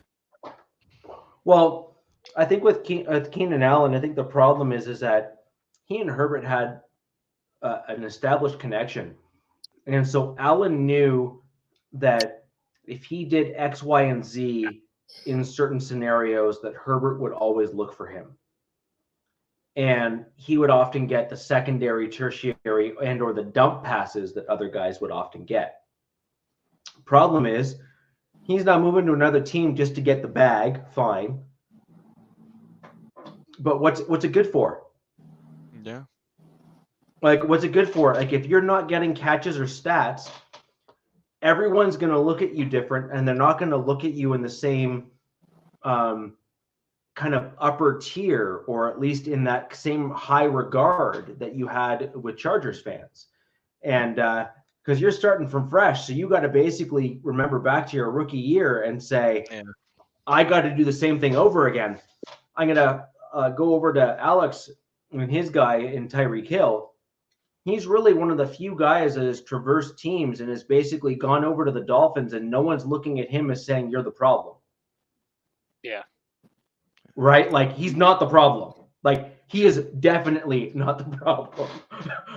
And so he's one of the few guys that has actually been able to kind of chase the bag or chase the money and not be looked at as being like, past his prime or not good enough. Yeah. I mean, it's sad to see, but again, like I'm very, very thrilled that we made the decisions that we did at the times that we did. Obviously, a lot of people were doubting it. A lot of Charger fans were really questioning this regime early on and the moves they were making. So to see some of those Charger fans eat their own words and to see the direction of this team, it looks like it's trending in a very positive direction, is very good to see. Herbert, man, I mean, that ankle injury looks fine to me, and it's honestly crazy because high ankle sprains are no joke, and the fact that he's already moving this well after suffering that, I mean, I'm honestly thrilled, man. I just gotta hope that he stays healthy. This O-line, I really want to see us make a move for either Njoku or another wide receiver. I'm not sure really who's out there, who's available, but I think I'd much prefer Njoku, a tight end, because right now I think Will Dissly is our receiving, our tight end receptions and receiving yards leader, which is insane to me, because we brought him over to be a blocker, and he's actually like been a significant part of the offense the last couple of weeks. So yeah, we definitely we definitely need to address that and definitely make some moves. I'm really hoping Ortiz makes some moves before this trade deadline, and before next week's game against the Browns, which I'm a lot more nervous for, given the fact that it's not going to be Deshaun Watson. It's actually going to be Jameis Winston, and he actually can play some football. Yeah, I was going to say, I don't know that Njoku's really going to be for sale anymore. Yeah, I mean, I think realistically, we may be the game that decides if Njoku's for sale or not, because they're 2-6 right now. Yeah, I think so. Yeah, if we put them at 2-7, they're 2-6. Yeah, they're 2. Yeah, if we put them at 2-7, I think that might be 5 games under 500, and in that division, I don't think you're coming back from that. So we'll see. Willie, should you start McConkey over Pollard on my fantasy team? Yes. That's a question for Richie. I'm gonna say yes. You should. That's a question for the Lightning Fast Fantasy Show after this show with me. But yeah, I probably would do that too. Yeah. Yeah. Chuck and Hursterback play Pollard. I don't know. I think I'd still go with McConkey. I think that connection he has with Herbert is not going to get overruled by Chark coming back and fresh off the IR. So yeah, Denzel Ward's pretty good. He is pretty good. I will give him that. He is pretty good. Yeah, it's not me. I'm not number one. I can tell you that. Yeah. just to make sure we kind of get everything in here, guys, I'm going to quickly review the Panthers game against my Broncos. We saw a little cat on cat fight. Yeah, we saw a little bit of what I expected, actually, which was Bo Nix looked really comfortable. He looked like he had calmed down. He was reading the field better. Now, I am coming into this next game against the Ravens with some cautious optimism. And the reason I'm looking at that from a cautiously optimistic perspective, which is the Panthers' defensive line is not great. It's not like they, are world beaters and they're doing well and all that kind of stuff. So really what he was able to do was assess the field and do some great things. Great, fantastic. But at the end of the day, we only won by a couple scores. I expected it to be a little bit of a wider margin than that in terms of based on the way that our team played. I expected better, I expected more, and I expected less mistakes to happen. Like we saw a bumbled catch or two to start the game. We ended up with a bumbled catch to go back for 7 points on the board against us. Like, what is our defense doing, allowing a subpar team or even our offense allowing a subpar team to take it back? It makes no sense. And so I expect more, and we're going to have to play better if we're going to beat a team like the Ravens, if we're going to beat a team like the Chiefs, who are where they're at, right? Like, both teams are playing fairly well. The Ravens have obviously had a few slip-ups in the last few weeks, so maybe that's trending in the right direction for us to be able to beat them. But the Chiefs are, still being the Chiefs. Undefeated. And we're going to have – you can go ahead and say it. No, I really don't. No. I really don't, actually, at all. And the Chiefs are the last team standing, if you will, right, in this particular season. And so we need to be mindful of that as an AFC West division, which is, all of the Broncos have lost to the Chiefs at this point. And the Broncos now need to go and play the Chiefs next week, not this week coming, but the week after. And the Broncos need to see if Bo Nix can continue that progression. If someone else can't get to it before me, I do want to bring up one other kind of quick piece as we were kind of talking about it, and that was Big E's comment about my kind of like predictions of my team and stuff. Here. Robert will like this. So you're effectively aligning with Robert, which is fine. And I've already come out and said 2 weeks ago that Bo Nix is progressing faster than I thought he was going to. And that's good, obviously, for our Denver Broncos, because Big E and I are both Broncos fans. It still doesn't change. It still doesn't change I have no idea, Alex. It's just I winged it. It was a total guess, and when you know.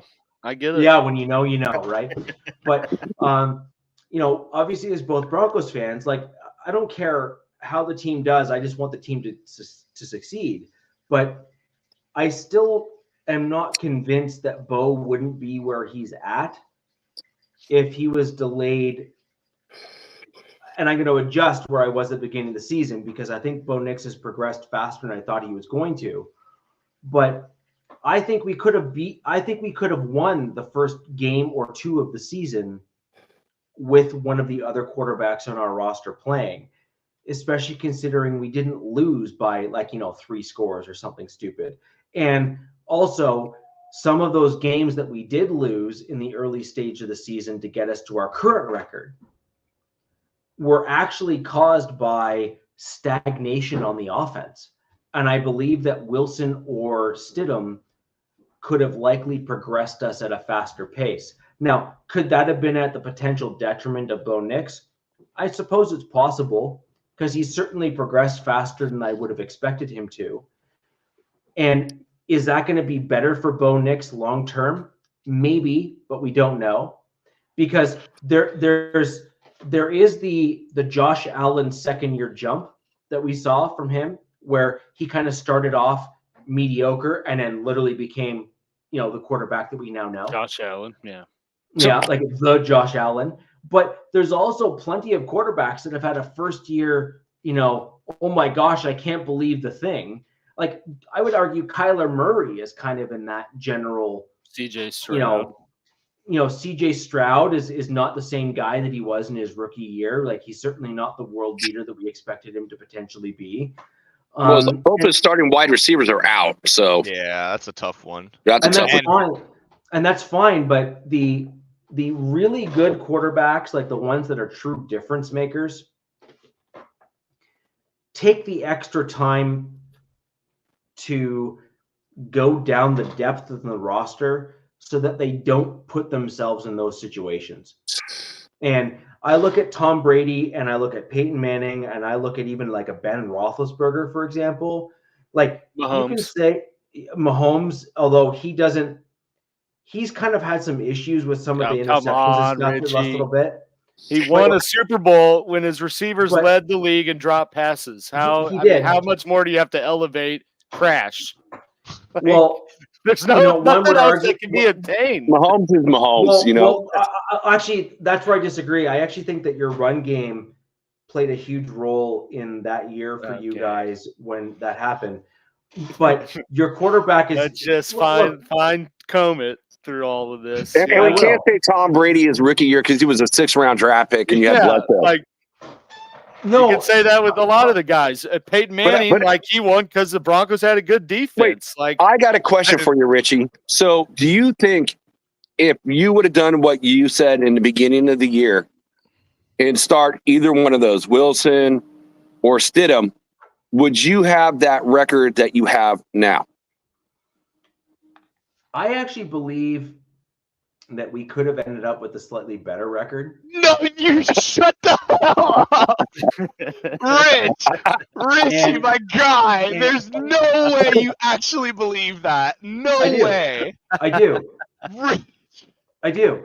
And the reason why I believe that is because, especially in the first couple games, remember, we didn't start very well. We know that. That's and the I think point. We would have. But you have a rookie quarterback who stagnated the offense. But he was missing. He's getting better and better each week, which is what you wanted, which is why you start him week 1, because you project him to get better. No. You were missing. You're missing the question. If you're gonna say okay, here. So let's look 2 years out. Okay. If Bo Nix takes the trajectory that he's currently taking and is able to overcome a potential slump in year 2 and continue progressing upward like Josh Allen, I will happily admit that I'm wrong. Because a couple games at the beginning of the 2024 season of not doing well worth the pain, if you will, of losing a couple games that are ultimately meaningless in the long-term scheme of things, right? I'm not an idiot in that regard. I'm an idiot in other regards, but not. You could also argue now, though. Bo Nix is already those other guys. Those guys' ceiling is already. Bo Nix is already past it. Oh, I can say you could argue too. The mistakes that Nix made in the first couple games are the very reason he's not making those mistakes now. Well, he's still making some of them. But not all of them. He's still a rookie. Robert made a good point. Getting better every week, and I agree with that. I mean, you got to take risks and shots to know what you get away with. Because this is really what my point here is, which is we had a couple game stretch here where Bo Nix played what I would argue are easier opponents. The Saints have been a dumpster fire this year, and the Panthers, they're beyond a dumpster fire. I don't even know what's past that, but whatever that is, that's what they are. You're not wrong.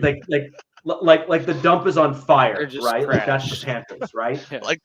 Yeah. They're just buried over trash at the landfill. Yeah. Hey, why are you skipping all of Big E's comments? I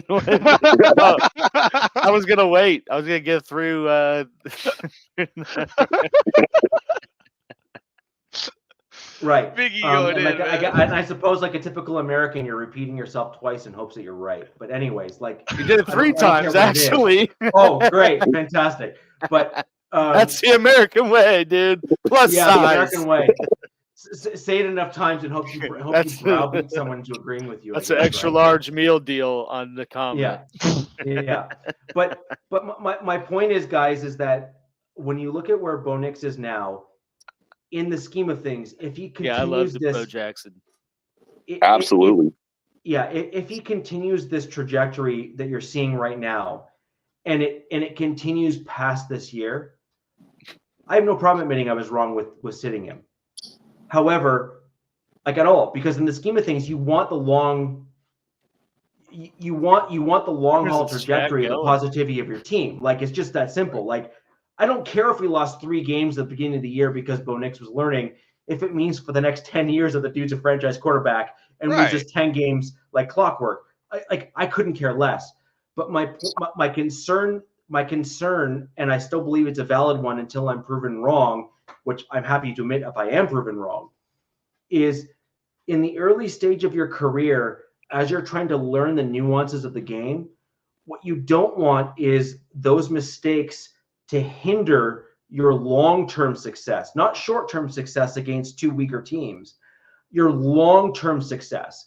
And what I want to see in this game and the next game in particular, because a division rival game, that's no joke, right? The Chiefs are the Mount Rushmore of both the NFL and our division, right? Oh, like, they absolutely. just are. Right. Yeah. And so the kicker here with Bo Nix is the Ravens have a pretty darn good defense and a very competent offense. Defense is. I actually think you guys might perform pretty Yeah, well the against that defense is defense. down. Well, Ravens play down to their opponent is what they do. Right, and that may be their downfall this season, but generally speaking, the Ravens just overall, like generally As a franchise, as a franchise, I'll like, give you that. like they are like A defensive-minded like franchise. they're like the that Bears. team, right? Yeah, Yes. the Bears haven't been that way for a while now, but the Well, Ravens, the Ravens have traditionally been that way. And the Bears but still had some good defenses even after. the I mean, Chiefs, not like. though. Well, The yeah. Chiefs, though, like the rest of our division, have a top tier defense in the 2024 NFL. They just do. Yeah. The Broncos do as well, and so do the Chargers. So and I'm going to put it this way, Richie. The Raiders do as well.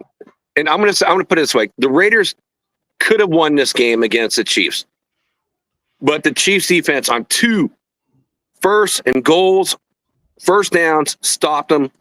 If you had one of your other quarterbacks in there right now, I don't see a chance.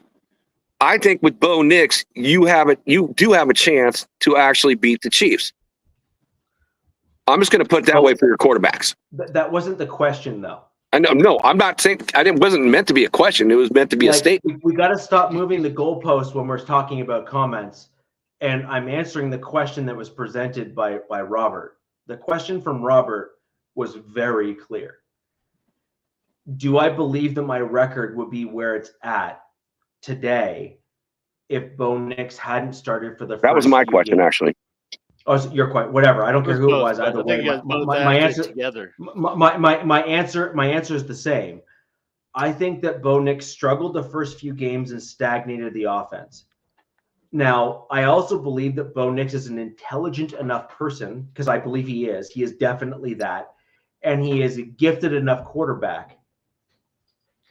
Exactly, DZ. Where I believe that he is competent enough to learn both on field and off field. So I believe that he actually looks at the plays and is working through proper exercises as they do in the NFL, that he could have perhaps not progressed quite as quickly as he had on the field thus far. But I do believe that he would have avoided many of the early mistakes that he made in his career, and he would have started from a higher floor than what he started off to begin the season. Now, we will never know whether or not I'm correct or not, because the Broncos didn't start off the season the way that I would have preferred. does that floor then mean that he springboards rather to where he's at today after those past few games? We saw him properly read through his progressions against the Panthers. And there's several plays that I can point to where he actually did 1, 2, 3, number 4. Like you could see him actually going through the progressions on the field. That was awesome to see because we did not see that in the first few games of the season. Absolutely. So But we don't need a tank. We're not that good of a team. We can play hard and still lose. Okay, but Rich, realistically, he's getting Robert, you're not going to get anywhere. I know. No, listen. We do this every week. just give I'm genuinely shocked that you think if you have Stidham or Zach Wilson, you would have a better what games that you lost, you have them winning.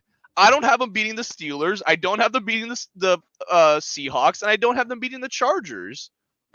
I think in the first couple games, I actually think we could have beaten the Steelers. I think they were a beatable team at the time when we played them. I think we made some Fields. Okay. I think we made some really, really bad offensive plays because you got to remember defense. I don't care if they're a good defense. When you have a more veteran-minded quarterback, they are able to make adjustments against better defenses to not make the same mistakes that Bo Nix made. Also, look at the number of interceptions he threw against those teams. Not only did he throw interceptions, but he also stagnated the offensive drives, which hinders your defense when they're playing against teams like that. I'm trying to drive this point home. I am not saying that Bo Nix isn't he's exceeding my expectations in terms of his progression. Right. So he's certainly pushed back and proven incorrect my initial narrative that I thought he needed more time than he did. Cool. Trust me, not complaining about that. You want your rookie quarterback to be in that position. Absolutely. However, the question was not whether or not I believe he's further ahead than where I thought he was going to be. If that was your question, my answer is yes. Right? I'm not even adding a caveat to that. The answer is yes. Right. But the question was if I thought that we could have won a couple of those games in the early season of the season we lost. It had you know what? If I honestly, if you think you would have beaten the Steelers, I'm not going to be able to change your mind about that. I think the Steelers have a really good defense. I think that you're going to change his mind. No, I mean, I honestly, I was shocked. The Steelers game was the one he picked of the ones he thought he could have won. If he would have went with the Seahawks, I would have been like, okay, maybe because it's week 1 and there's really. This chat is on fire tonight. Yes, he is. Fire. I actually think that the Seahawks was certainly a game we could have won as well. I think the Steelers game would have been more competitive. Okay, more competitive. I mean, you only lost by 7. Now we're moving goalposts here. Yeah, I actually think we could have won both, but the point is that we came back and kind of made the game closer. We're not going to win out the season or be on the same page as the Chiefs or anything like that. But again, my point remains the same, which is I believe Bo Nix is a smart enough player that he would have adjusted after seeing the mistakes that were made on the field by the other quarterbacks and applied that to his game. I still think that for the first 2 games of the season, and maybe we pull a switch earlier because Bo Nix was chomping at the bit and showing to be that much better on the practice sidelines and stuff, and I would have been fine with that. But I think for the first couple games, I'm not sure. I saw Bo Nix making some similar mistakes repeatedly in those first 3 games of the season, and that's why I was concerned and why I was making all the comments I was making. Now, on the flip side, we saw 2 subpar teams in the Saints and the Panthers, and Bo was doing the exact opposite that I was seeing him do in the first couple games, where he was starting to move through those progressions on the field. And that's a good thing. There's nothing wrong with that, is my point. But I think overall that Bo is a smart enough dude that he could have learned without making the mistakes on the field. and would have been either like maybe not exactly where he is right now, but certainly damn close. And that would have been good enough for me moving forward into the year. Now, the Ravens, this is the true test for Bo Nix. Yeah, these right? next 2 weeks. These next two weeks. Sure. Like this will either prove or disprove my comment here, which is like we had two easier teams that were not necessarily like ultra competitive. So now the question is, can Bo hold composure and recognize can he rise up to pressure, or is he going to crumble? Because the Ravens is going to be a true test. They have a proper defense. They have a team that is designed to compete against an AFC West opponent because they are designed for grit. Like, Robert, I'm not saying that they're like this world beater of a team. No, what I am saying is that their defense are designed to be gritty and tough.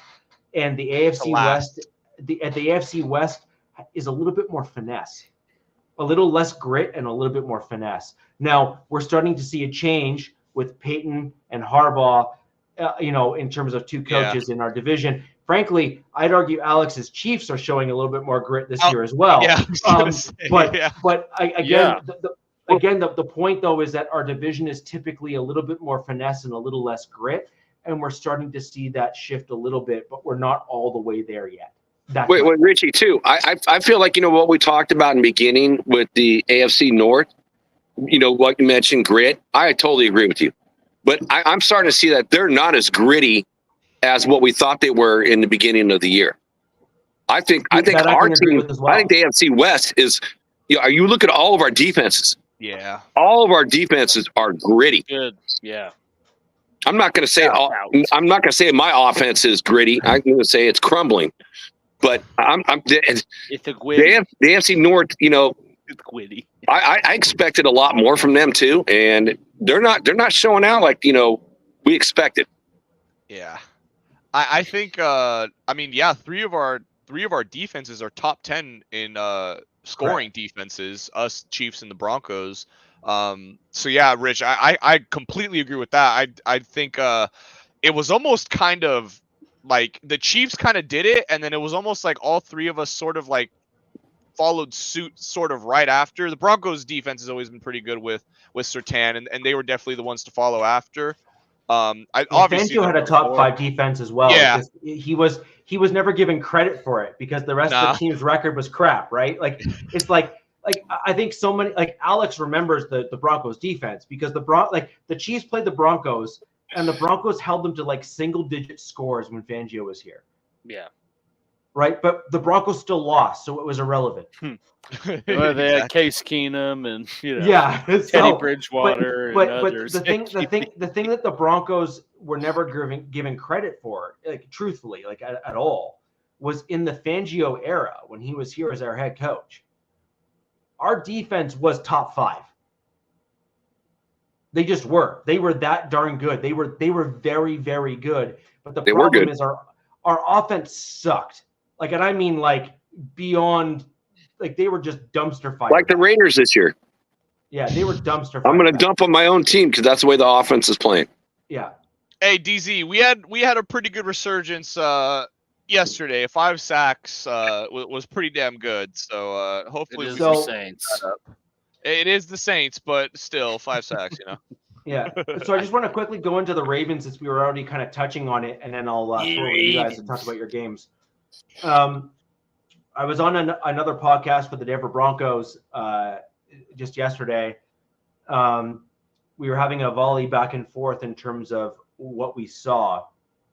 I believe that this team here is probably, we have a really good chance at beating this Ravens team. I think that our defense stacks up well against the Ravens. I believe that if Bo Nix can continue his progression, which is what we want to see from the Denver Broncos, I think that we can actually do the right thing and we can actually beat the Ravens by rising to the occasion rather than cowering to the level of pressure. A lot of teams, like this is really I'm trying to find the right words to use here. It's a test. This is the pressure test. And The litmus test. And good teams, good teams push back against the pressure and rise above it. Mm-hmm. And the teams that are not quite there crumble under the weight of the pressure that's put on their shoulders against good teams. It is no one's hiding the fact that these next 4 games for my Denver Broncos are the make or break for our season. It's just a fact. You got we have Ravens, Chiefs, bye week, and then Colts. Yeah, I believe so. And the Colts are no slouch. Like they can shock you. They just went to Joe Flacco. Joey Flacco, dude. He's ready for some magic. Anything's possible with Joey. Yeah, and so you got but I think the true test here is going to be you have the Ravens and the Chiefs, right? The Ravens are likely not wanting their season to slip away by losing a couple of games in a row like that. So they're going to be coming out wanting to win. Harbaugh as a coach is the real deal. I'm sorry, that is just a fact. And I mean both Harbaughs, both Jim and John. Like they are the real deal in terms of NFL caliber coaches. Yeah. Call a duck a duck. Thanks, we're done. Mm-hmm. And so, that's just a fact. And so, and frankly, so is Sean Payton. Sean Payton is the real deal NFL coach. He is that damn good. He's got his team humming. He has the pedigree. With a bunch of milk carton guys. Well, no, but I mean, Sean Payton has a bunch of milk carton guys on defense and is like a top 5 defense in the NFL in almost all statistical categories. And so I think that says a lot about Vance Joseph and how Sean Payton chooses to build his team with youth and a certain mindset. And I think it's the mindset that matters the most, which is other people call it mindset. Some people call it culture. I don't really care which way you want to angle it at, but ultimately it is accountability and pushing guys to buy into the system. Andy Reid is another guy that I would argue is that culture system guy. I mean, Andy Reid comes to the Chiefs and a year or two everything around and it's like, boom, right? Like, boom, done. And he is that guy. And I think Sean Payton is that guy too. And you can always tell a guy is that guy when players want to come back to play with him after leaving, or after leaving still speak very highly of the coach, even after leaving, because a lot of players will slander bad coaches, but really good coaches, even when players leave, they're like, I don't want you're looking for me. That dude was awesome. and Andy Reid is certainly got that pedigree. Sean Payton clearly has that pedigree, as well as a few others as well. So this game here is a really tough one for me. But I do believe my Denver Broncos will beat the Ravens this week. And I think it's going to be a really close game. I think it's going to be something to the effect of like 21-13 or 21-17, something in that general range. I think it'll be a slugfest. I think it's going to be a challenge for Bo Nix because I think he's played 2 teams that are lesser than when it comes to defensive pedigree, and the type of team that he's going up against is not like what he's used to the last couple weeks. I think it'll take some adjustment. So I have a question. It's like 21-13, but they're both good teams. Your team and Baltimore. Who do you have winning? Oh, I have the Broncos winning this game. Okay. The game upcoming against the Chiefs is a different story. I actually believe that. Here we go again. Let's pull it back out. Yeah. Rewind. Dude, Kevin's the funniest guy on. I would like to give. I said this earlier in the show. I was very clear. I shouldn't have put it up. No, but I said Kevin must have jumped off and went to a different Raiders show, dude. I always see Kevin all the shows. Oh, he's been here. But I know, but he's been here the whole show. But I actually think that Bo Nix has progressed faster than I thought he was going to. But I saw him make the same mistakes in 2 to 3 games in a row. And it's getting very frustrating for me when he wasn't going through his progressions and reading the field. Like, all of these Broncos fans are blaming Sean Payton for his offense and the play calls and all the other crap. But if you actually watch the all 22 film, Bo Nix was missing wide receivers. He was missing the anticipatory throws. He was missing all, like, there's like 5 or 6 different stacked things that Bo Nix was not doing that he should have done. For example, he caught an audible at the line of scrimmage to Troy Franklin, and Troy Franklin was struggling. Sean Payton didn't want him to do the thing because he wanted to use a similar play later in the game, and Bo Nix did it early. Franklin missed the touchdown throw. I think that was against your Chargers, if I'm not mistaken, Robert. And so, like, I'm sorry, like, these are just facts. Like, these are not like, this is not like my opinion of a thing. All you need to do is look at the all 22 film and actually honestly assess it. And I don't care if you're a Broncos fan or any other fan of any other team. Facts are facts. They're undeniable. Call a duck a duck. All right. Boom. Boom. So moving on to let's put a nice little bow on that. Yeah. So moving on to the Chiefs game, and curious to see what you think is going to come of your week coming up there, Alex. Yeah, and this one's it's an interesting matchup in its own right. Similar to the way you kind of talked about the Broncos Ravens one. Chiefs got banged up Buccaneers squad on Monday Night Football in Arrowhead. So Shocker, another primetime game. Well, yeah, I mean, that's what happens when you do good.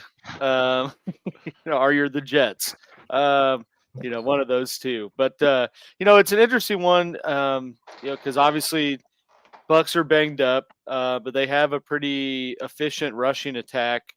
And they went on the road against Atlanta and gotten an offensive shootout, with that same banged up wide receiver unit. Mayfield's been playing pretty solid this year. So we'll see. I mean, I say it's tough because it's like, the Chiefs defense is obviously elite. We've seen, thinking back to the Broncos Bucs game, we've seen how this Bucs offense has looked against, more elite type defenses. So it's like, I don't know how this offense is going to totally look. I would like to think that the Chiefs, I think they're like 8.5 point favorites. But I don't think, they haven't won a game more than double digit points. So, I do think it'll be a close game. It's just a matter of, how much does the Chiefs offense score to kind of push the point total going a little higher than, like a 17-10 or something. But I do see them. I see the Chiefs winning. I think we see a little bit continued uptick in offense, and more specifically in more pushing the ball downfield approach, type plays with D-Hop getting more integrated. Don't know if there's really been any sort of comment yet on whether Uche will, work into the fold or not. I assume he would. He was a healthy scratch last game, so I imagine, they plan to rotate him in. So excited to see, that pressure component. Alex, isn't that kind of an Andy Reid thing, though? What? Like, in terms of, they sign a guy, they sit him a week, and then they play him. Well, no, because they did. D-Hop played immediately, this last week. So I don't know if it's really but at the same, it's not like they played him play. I think they threw. I think he had 2-3 targets. It's more like a decoy. It's a little bit different on defense, obviously. But he is a legitimate veteran, though. Like, he is not. He's not your. He's not like. And I think he had 20-something. He's had like 3 or 4 sacks already this year. So he's been effective at times. So we'll see. But ultimately I think KC wins. I think the defense probably see a turnover on both sides. I think And I think at some point Baker will probably try to do a little too much to, with this depleted receiving core to keep the game pace going, to create a turnover. I mean, at this rate, Mahomes is for sure going to throw a turnover because he's done it every week. Knock on wood for that. But yeah, I think I'll say 28-20 is my prediction of the score. But I think the Chiefs obviously win. So we've obviously had some discussions in the private chats here in terms of our score predictions, just making sure we kind of lock them in without any interference from the public chat here. I will announce mine. I will say that as a collective panel, we are unanimous actually in our predictions, which is the Chiefs will continue to be undefeated this season until they hit my Denver Broncos, which I predict they will continue being undefeated after facing my Denver Broncos. Got it. So I'm that was not me knocking Alex's Chiefs at all. That's how last year went, kinda. Yeah. And so it did, you're right. But I actually think the Broncos beat the Chiefs the second game, not the first game, because I think Bo Nix needs the time to learn, and I think that's kind of just the way he works. So second game is in Denver, right? Yeah. Pardon me? Second game is in Denver, right? Correct. I think the home field and that kind of stuff, I think this will make a difference for a rookie quarterback. But I do want to just announce my Alex, I generally agree with your general assessment.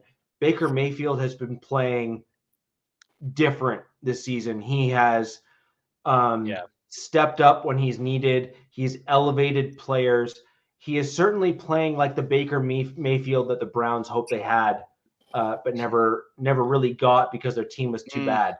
Yeah, but I think at this point, it's like not to get off topic too hard, but look at like all the QBs in Cleveland. No, that's a franchise thing. Yeah. I'm not necessarily saying that's a Baker Mayfield issue. I am saying that is definitely a byproduct of going to a team that is just mismanaged. I do think that your team has too good of a defense for the Tampa Bay Bucks to overcome. I do think that Baker Mayfield, despite the fact that he has elevated his play this year, I just don't think he can overcome your team in terms of their defense. Even a dwarf like Mayfield, while he's just a few step stools above a hobbit like Kyler Murray,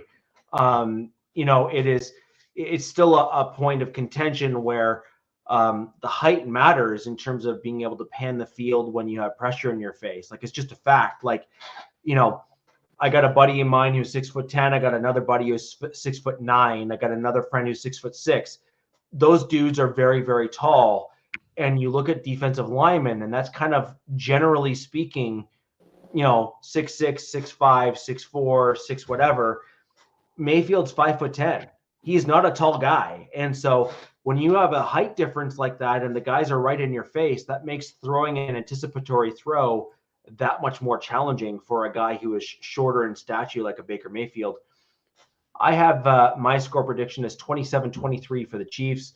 I think that this is going to be one of those clutch Mahomes pieces. I think there's going to be a period of time where people are going to think that the Bucks are going to be looking like they may come out ahead. And I think this is the game where Kelsey and Mahomes begin their rekindling of uptick in terms of play. This is about the right time of the season too, Alex, for Kelsey and Mahomes to start, connecting again, if you will.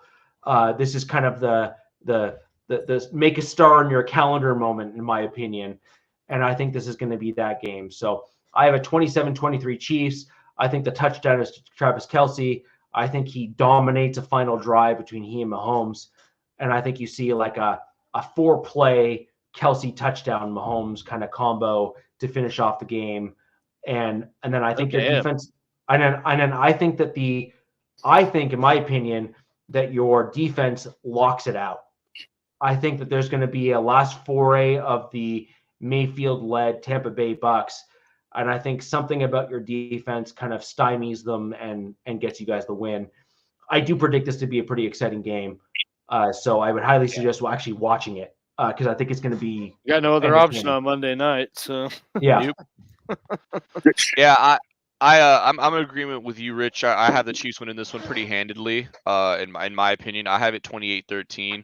I don't think on wood, man. I don't think the I don't think the Bucs are really going to be able to do anything on offense. They're down their best two receivers, obviously Godwin and Evans. And their only way of really trying to score the ball is going to be running the ball, and that's going to not work because the Chiefs are the second best team against the run. So whoever they try to use, White, whatever their plan is with running the ball, yeah, Tucker, whoever they are, it's not going to work. So I think it'll be, yeah, yeah, right. It's going to be. I have a very like two ways this game's going to go. It's either going to be like you said, the Bucs will go up kind of early, like 10-0, like a typical 10-0 lead, and everybody thinks, oh, and then the Chiefs will come back and stomp them like in typical Chiefs fashion. So yeah, I got 28-13. I have a pretty handily victory. Yeah, I'm the same position. I think KC is going to dominate over this game. Again, not having those wide receivers, just watching KC's defense stuff to run, keeping the Raiders under 40 yards rushing. And I might even have to change my score. I gave 3 more points than Robert, so I had it at 27-16. It could even be worse than that. I have a feeling it could be a blowout. Knock on wood. Don't let you guys talk this all up. But I do feel like, but I will say that I think Patrick Mahomes will continue the streak and he'll throw another pick. Probably. That one I do agree with because he's done it every game. Yeah, so why not? Why not? I will say the last time that they played is when Mahomes had his, like Michael Jordan spin touchdown pass. So he might pull some trick out of the old hat for this one. I don't know. Some may say that was a forward pass, though. But, yeah. But the interesting thing was we all agree, generally speaking. Like we have various varying degrees of agreement, but we all generally agree that the Chiefs will continue their win streak this season. And Alex, I'm sure you're happy to hear that we are in lockstep on that front, because that's a good thing for you. Yeah, no, I like that. But I'm just gotta knock on wood. I feel like you guys are just kind of trying to butter me up to just trying to. No, don't worry. The voodoo positive vibes with the hope of negative vibes will come from me next 100%. Oh, it's 100%. Yeah. Right? Yeah, Rich. We hope it's all the opposite. I'm like this, I'm like that Chihuahua meme with every positive thing you guys say. I'm like, you sure about that? Yeah. You sure about that? No, I do think that next week is more of a coin flip just because of the success of our defenses. For sure. And I mean AFC West game and division, and it's a division game. But this week, I think that there is enough going in your favor where I think you're going to be moving forward and doing your thing. Yeah, I definitely agree with that. Yeah, I'd be shocked if the Bucs are able to pass 17 points, to be honest. I think 8.5's the spread. Yeah. So, Jack, I got a question for you. Your Las Vegas Raiders this coming week. Want to know your thoughts. And ladies and gentlemen, Alex does need to go to his other podcast. I typed my little predictions in here. And we will add in Alex's predictions for the last 2 games here as we hit them very quickly. But after we are done here, please go check out the Lightning Fast Fantasy Podcast on the Locked Down Defense YouTube channel. That's with Alex and Coach Defense. And Coach Defense, you might remember, was the former Chargers rep here on the AFC West Wild Wild West podcast. Coach and I have known each other for a few years now. Great dude.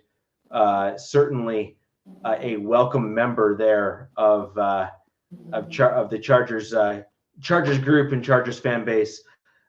He's got some great knowledge of football. All right, guys. Later. Robert, I hope you enjoy this last comment I dropped. That one's Oh. See ya. Wow. All right. Well, I'm trying to find the finger over here. Yeah. So, Jack, what are your thoughts on your upcoming Raiders game? So I think it's going to be a lot closer game than I thought in the very beginning of the year. In the very beginning of the year, I thought this was not going to be a game that the Raiders could even have a chance. But the way they played Kansas City, they had 2 chances to pull this stuff out, and they blew it. Again, what everyone's been saying, it's like, good teams find a way to win, bad teams find a way to lose. Right now with the Bengals, T. Higgins, who knows if he's going to play or not? He didn't practice today, and their tackle, was it Brown? He didn't practice either, so that's huge for them. And they're only 3-5, and the Raiders are 2-6, and so it's not that much of a disparity. Raiders have a much better defense than the Bengals. Bengals offense, of course, is better than the Raiders, but it's going to be really interesting to see with Parham coming back and Andre James being out, JPJ going to center.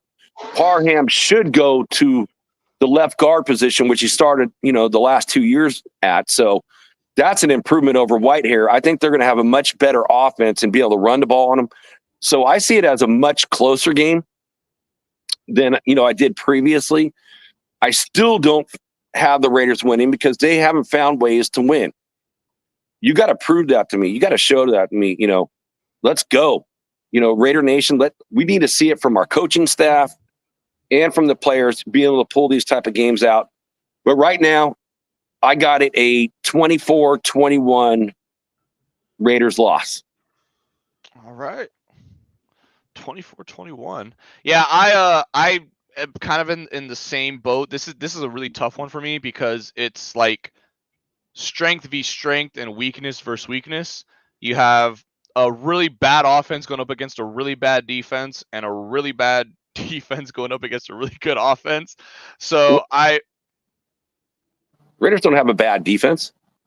No, the Raiders have a bad offense going up against a bad defense. The Bengals have a good offense going up. Bengals have a good offense going up against a good defense. Raiders have a bad offense going up against a bad defense. Yes, my mistake.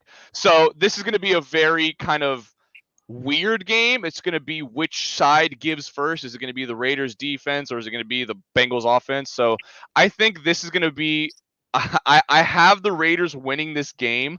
I think Joe Burrow is going to struggle a little bit. I think Max Crosby and those pass rushers, and that pass rush is going to absolutely eat him up.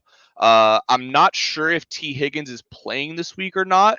If he's not, I definitely give the Raiders a better chance just because we've seen Burrow struggle mightily without both his wide receivers out there. So, yeah, I have the Raiders winning this. It's a very tight-knit game. I have it at 17-16. It's going to be something where, like, one turnover in the fourth quarter is gonna change the complexity of this game. And so that's where I have it. I have the Raiders pulling away with this one. I like that, Robert. So I have 2 scores, and Robert and I agree. Hey! I actually have the Raiders winning this. I originally did not think you were going to. However, the Bengals have proven that they're floundering, and they are a rudderless team. And I think the Raiders have an advantage actually as a result of that. In my opinion, that shows that Joe Burrow is not a good leader. Ooh, wow, shots fired. I'll take Joe Burrow any day. Look, I did not say he wasn't talented. I said he wasn't a good leader. There's a difference. Aaron Rodgers-esque, if you will. Okay. Aaron Rodgers leads his team because he's respected. I'm not even sure Joe Burrow was respected on his team given the way that they're playing. You think Aaron Rodgers is respected on that Jets team right now? I do. With the way they're going? I do. After they fired, that defense, I want to say this. I'll just say this very quickly. That locker room will turn on him because that defense especially did not want Robert Saleh fired. And Rodgers is the only one that made that happen. So I don't know necessarily if leadership is something that Rodgers portrays well. Maybe he is in the locker room. I could be totally wrong. You know what? If his teammates want to come out and defend him, hey, you got me beat because I can't. I listen to fight for Jet shows too, and I listen to all sorts of shows, and I kind of feel like that locker room is divided right now. that. And Robert, 100%. you made a good point. You got the offense, you got the defense, and again, he even looked like Williams. I mean, Rodgers is talking down to his own players. So, Dude, Sure. So that is so let's run with that, right? So you're saying that Aaron Rodgers is making mistakes and not doing what he should often or would likely do. he's Okay, not being a cool. leader. yeah, he's Right, not being a so- good leader. Yeah, Well, no. well, sure, but let's go down that route. So maybe Joe Burrow isn't going down that direction, but Joe Burrow is also not showing out on the field and not making good decisions, not taking care of the football. He's not adjusting protections. He's not recognizing things that someone of his caliber and his draft status should be doing. Okay, cool. And also he's chewing up so much of their cap space that Yeah. they cannot course correct as a result of his cap number. Okay, great.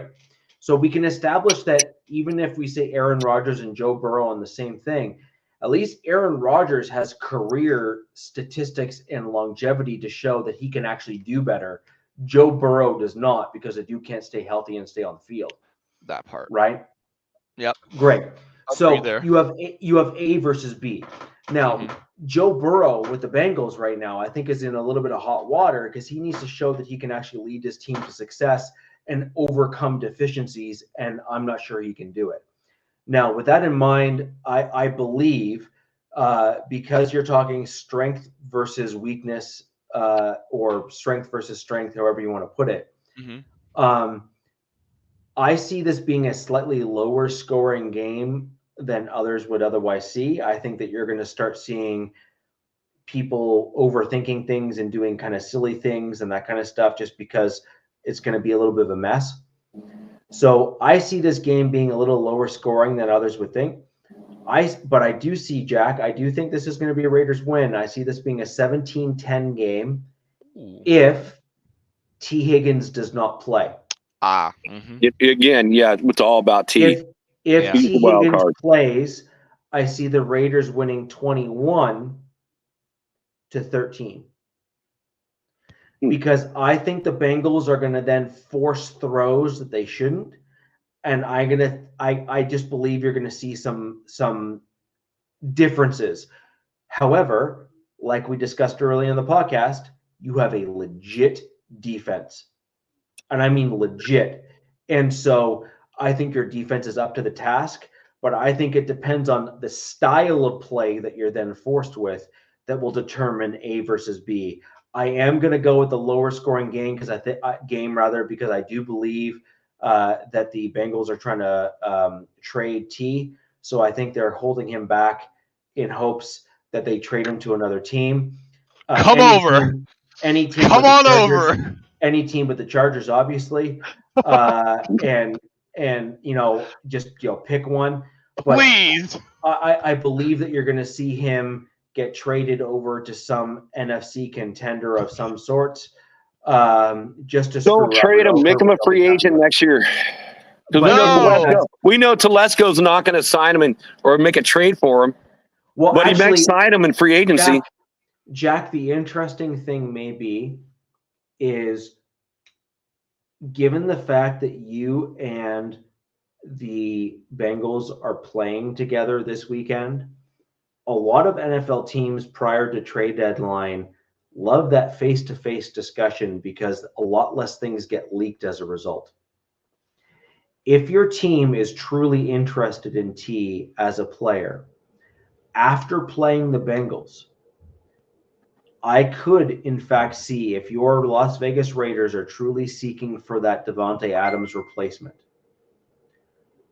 I would love that, Richie. I would absolutely. He'd be a perfect replacement. It's possible. It is, but again, Robert brought up, many weeks ago, he doesn't make any trades.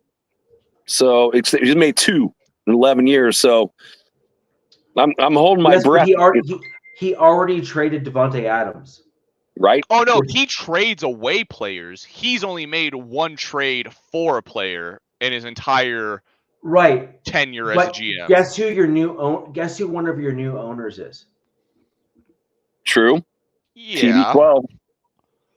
This is Tom true. Brady is looking at a future quarterback who you're going to need to target and going to say very simply, you need a wide receiver that can catch contested catches and has some veteran presence at the NFL.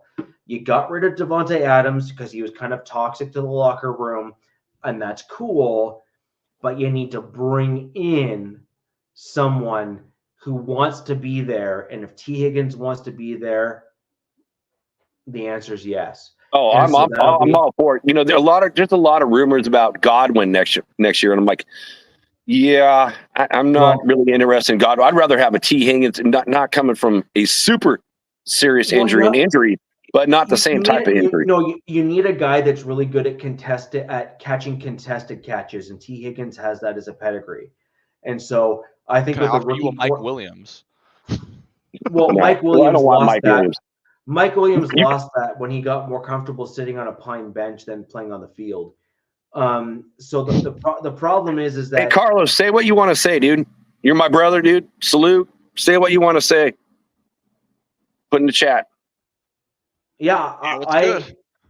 Always. Carlos, if you have a question, man, throw it in the chat. I will personally ensure that it is brought on screen, and will be addressed on this show. So put what you want to say in here, and we'll get this displayed and discuss it very briefly here. We are running low on time, so I do need to throw over to Robert here quick to get his Chargers take on his upcoming game. Robert, go ahead, take it away, and we'll circle back to any questions that pop up in the chat. Yeah, so for this Chargers game, they got the Browns coming up. I have us winning this game. I don't want to say pretty handedly, but I have us winning this game comfortably. I have us winning this game 23-10.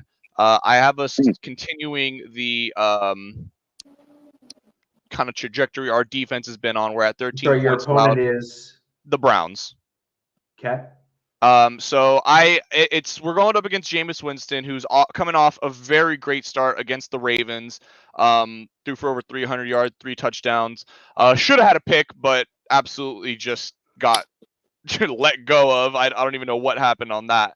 But I am not incredibly worried. I understand Jameis just did ball out, so I know that a lot of people are saying I'm obviously this team with Jameis is a lot better than what it was with Watson, but they also did go up against the worst pass defense in the league with the Steelers. Or oh my God, what am I saying? With the Ravens.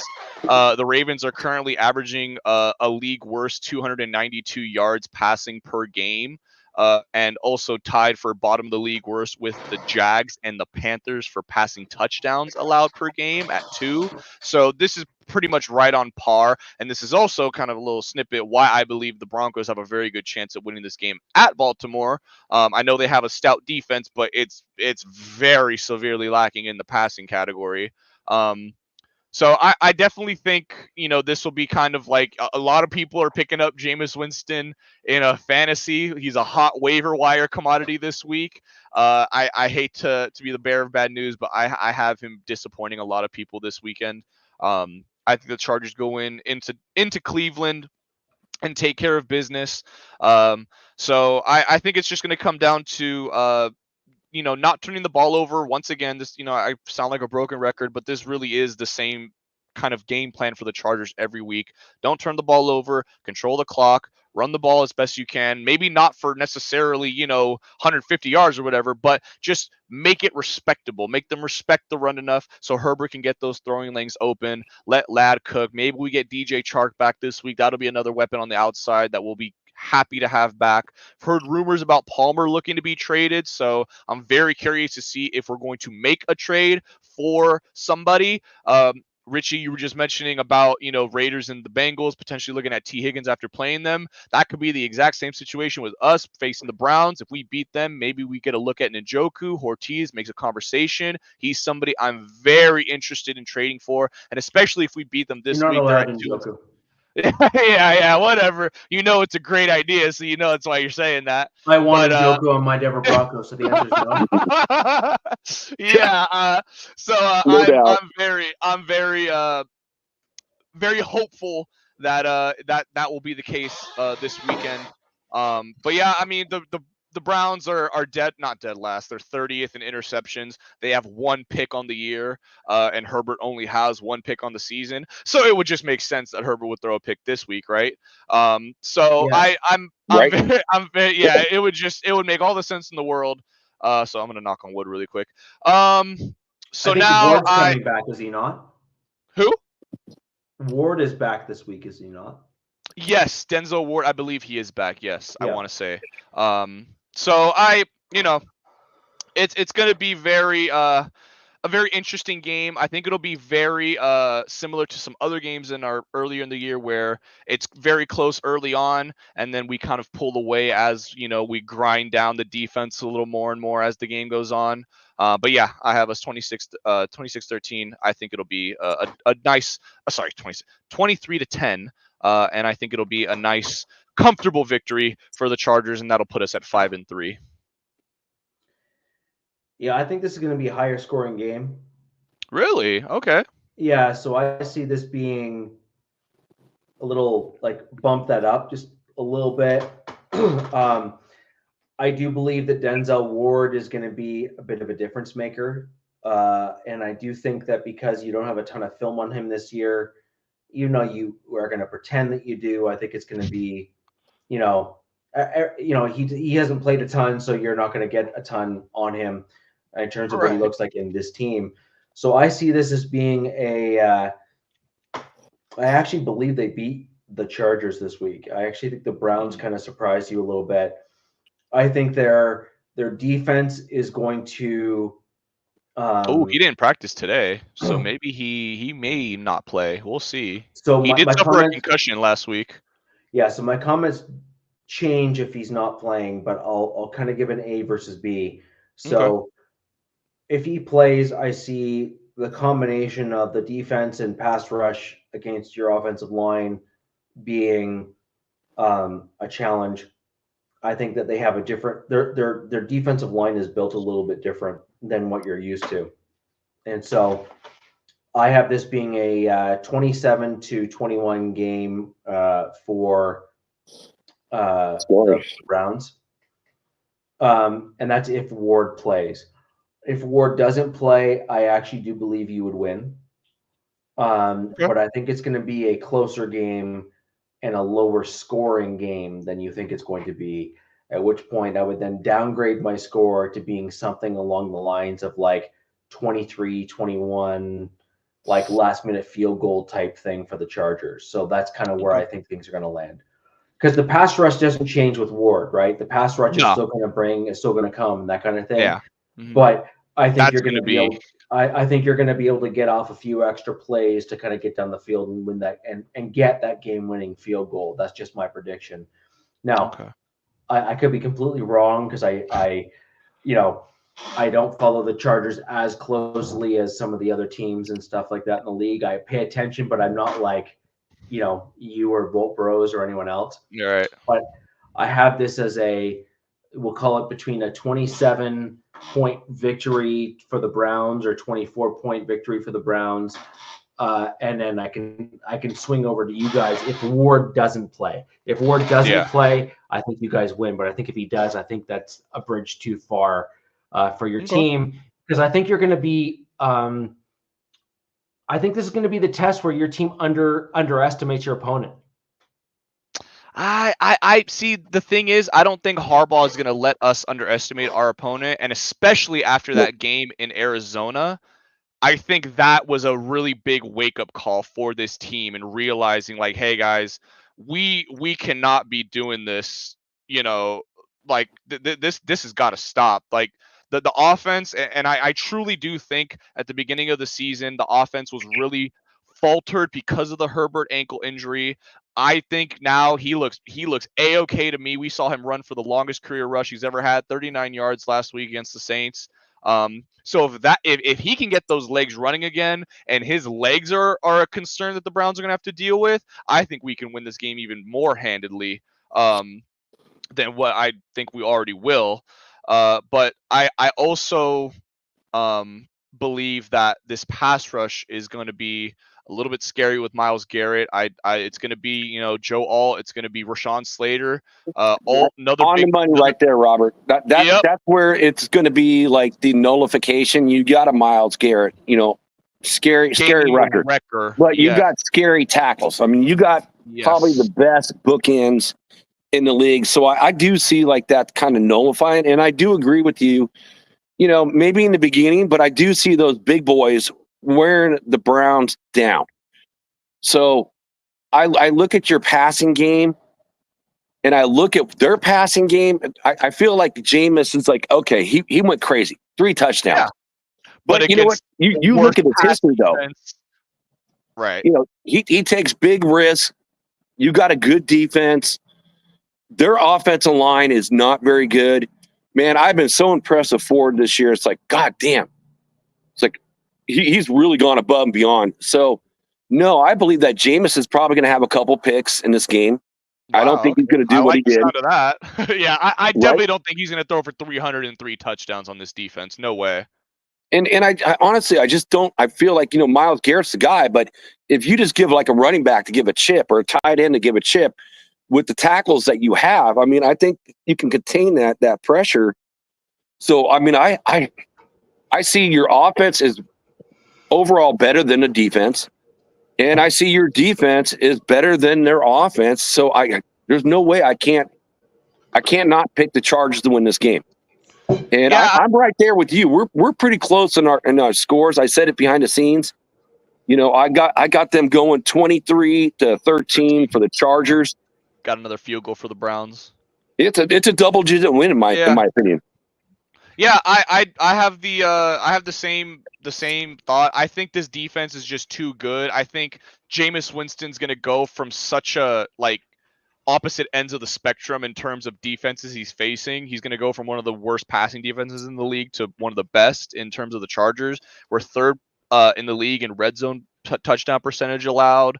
Obviously first in points per game allowed, 6th in third down efficiency. So there's just so many obstacles, I think, that Jameis and the Browns are not going to be able to overcome. I thought it was a great win for them last week against the Ravens, a division opponent, obviously. That also has a big factor coming into it. You never really knows what happens in those division games. But I think I'm fairly confident in this game for the Chargers. So yeah, I have us going to 5-3. Well, I think that is going to wrap it up. Carlos, I got to shout out Carlos. Yeah, brother, dude. Hopefully we can meet up one day, watch a Raiders game all the time, brother. Raider Nation, live and die, move to the tomb. So I actually think when you look at kind of the way things are going, we've kind of summarized all the different games and all the different things and summarized last week's game. And Robert, given the fact that he decided not to show up a couple weeks ago, decided to I'm just joking. Hey, Robert gets I know. You had a if there was ever a viable, legitimate God bless you, Robert. like appreciate it, guys. For sure. Like the answer is for sure. And so anyways, when we look back at all the different games, we've kind of covered all the different things and all that kind of stuff. So we're gonna leave it there for the show and see where our predictions land. I love the fact that people challenge us on the show. Oh, I think that is amazing. Like I can't stress that on us. This is why we love sports. Yeah, it's amazing. I love the fact that I have Broncos fans that are pushing back on me.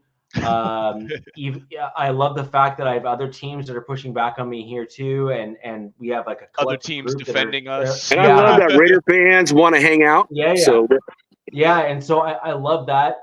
I'm very much looking forward to when the Raiders re-elevate some of their teams to really make the AFC West a full 4-team complementary division that is a slugfest for all other divisions to go through.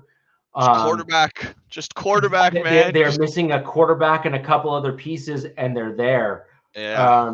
And so I'm looking forward to that time because I think that'll kind of bring the division back to its glory days when we had some real competitive teams in our division. We have 3 right now, and I think the Raiders are so close. I really don't let that Oh, take you away Willie, from the you're fact. killing me. Don't let that take you away from the fact that the Raiders will still play all their other teams in the division tough. I know the Raiders are 2-6, but do not let that change the fact No. that Hey, these all I know games. is I'm not as scared of Kansas City as I was, before we played them, because they had Right. chances. And I want to answer one question in chat because I love this. Willie, absolutely. I was a fan of the show. I wasn't a host. I was just a fan of the show and a big fan of the show because of what you just said. Go ahead and post that, Richie. And now I'm a host on the show because of what this show is and what it represents and the respect. We can talk our little smack, but always respectful. It's what it made being the biggest mod in Raider Nation right now on other Raider shows. But coming over here and we can talk about all our teams, and it's always good to know keep your enemies closer than your friends. So Yep. even though these are my friends, but your teams are my enemies. On Sundays we're enemies. Right. Yeah. Sundays are enemies. The rest of the week we're fine. Ladies and gentlemen, until next week, where the West Side is the best side, I want to thank you all for joining us. Click the like button down below and share this video with everybody else so we can get more people just like you who are fans of football. And until next week, where the West Side is the best side. Peace. Fast lane when I pass in the street, bag of money in the passenger seat. Simcoe's been asking for me on the road from the west to the east.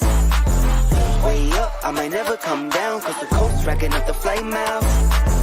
So high, I might never come down, so what, this is my lifestyle. Wait a minute, work hard.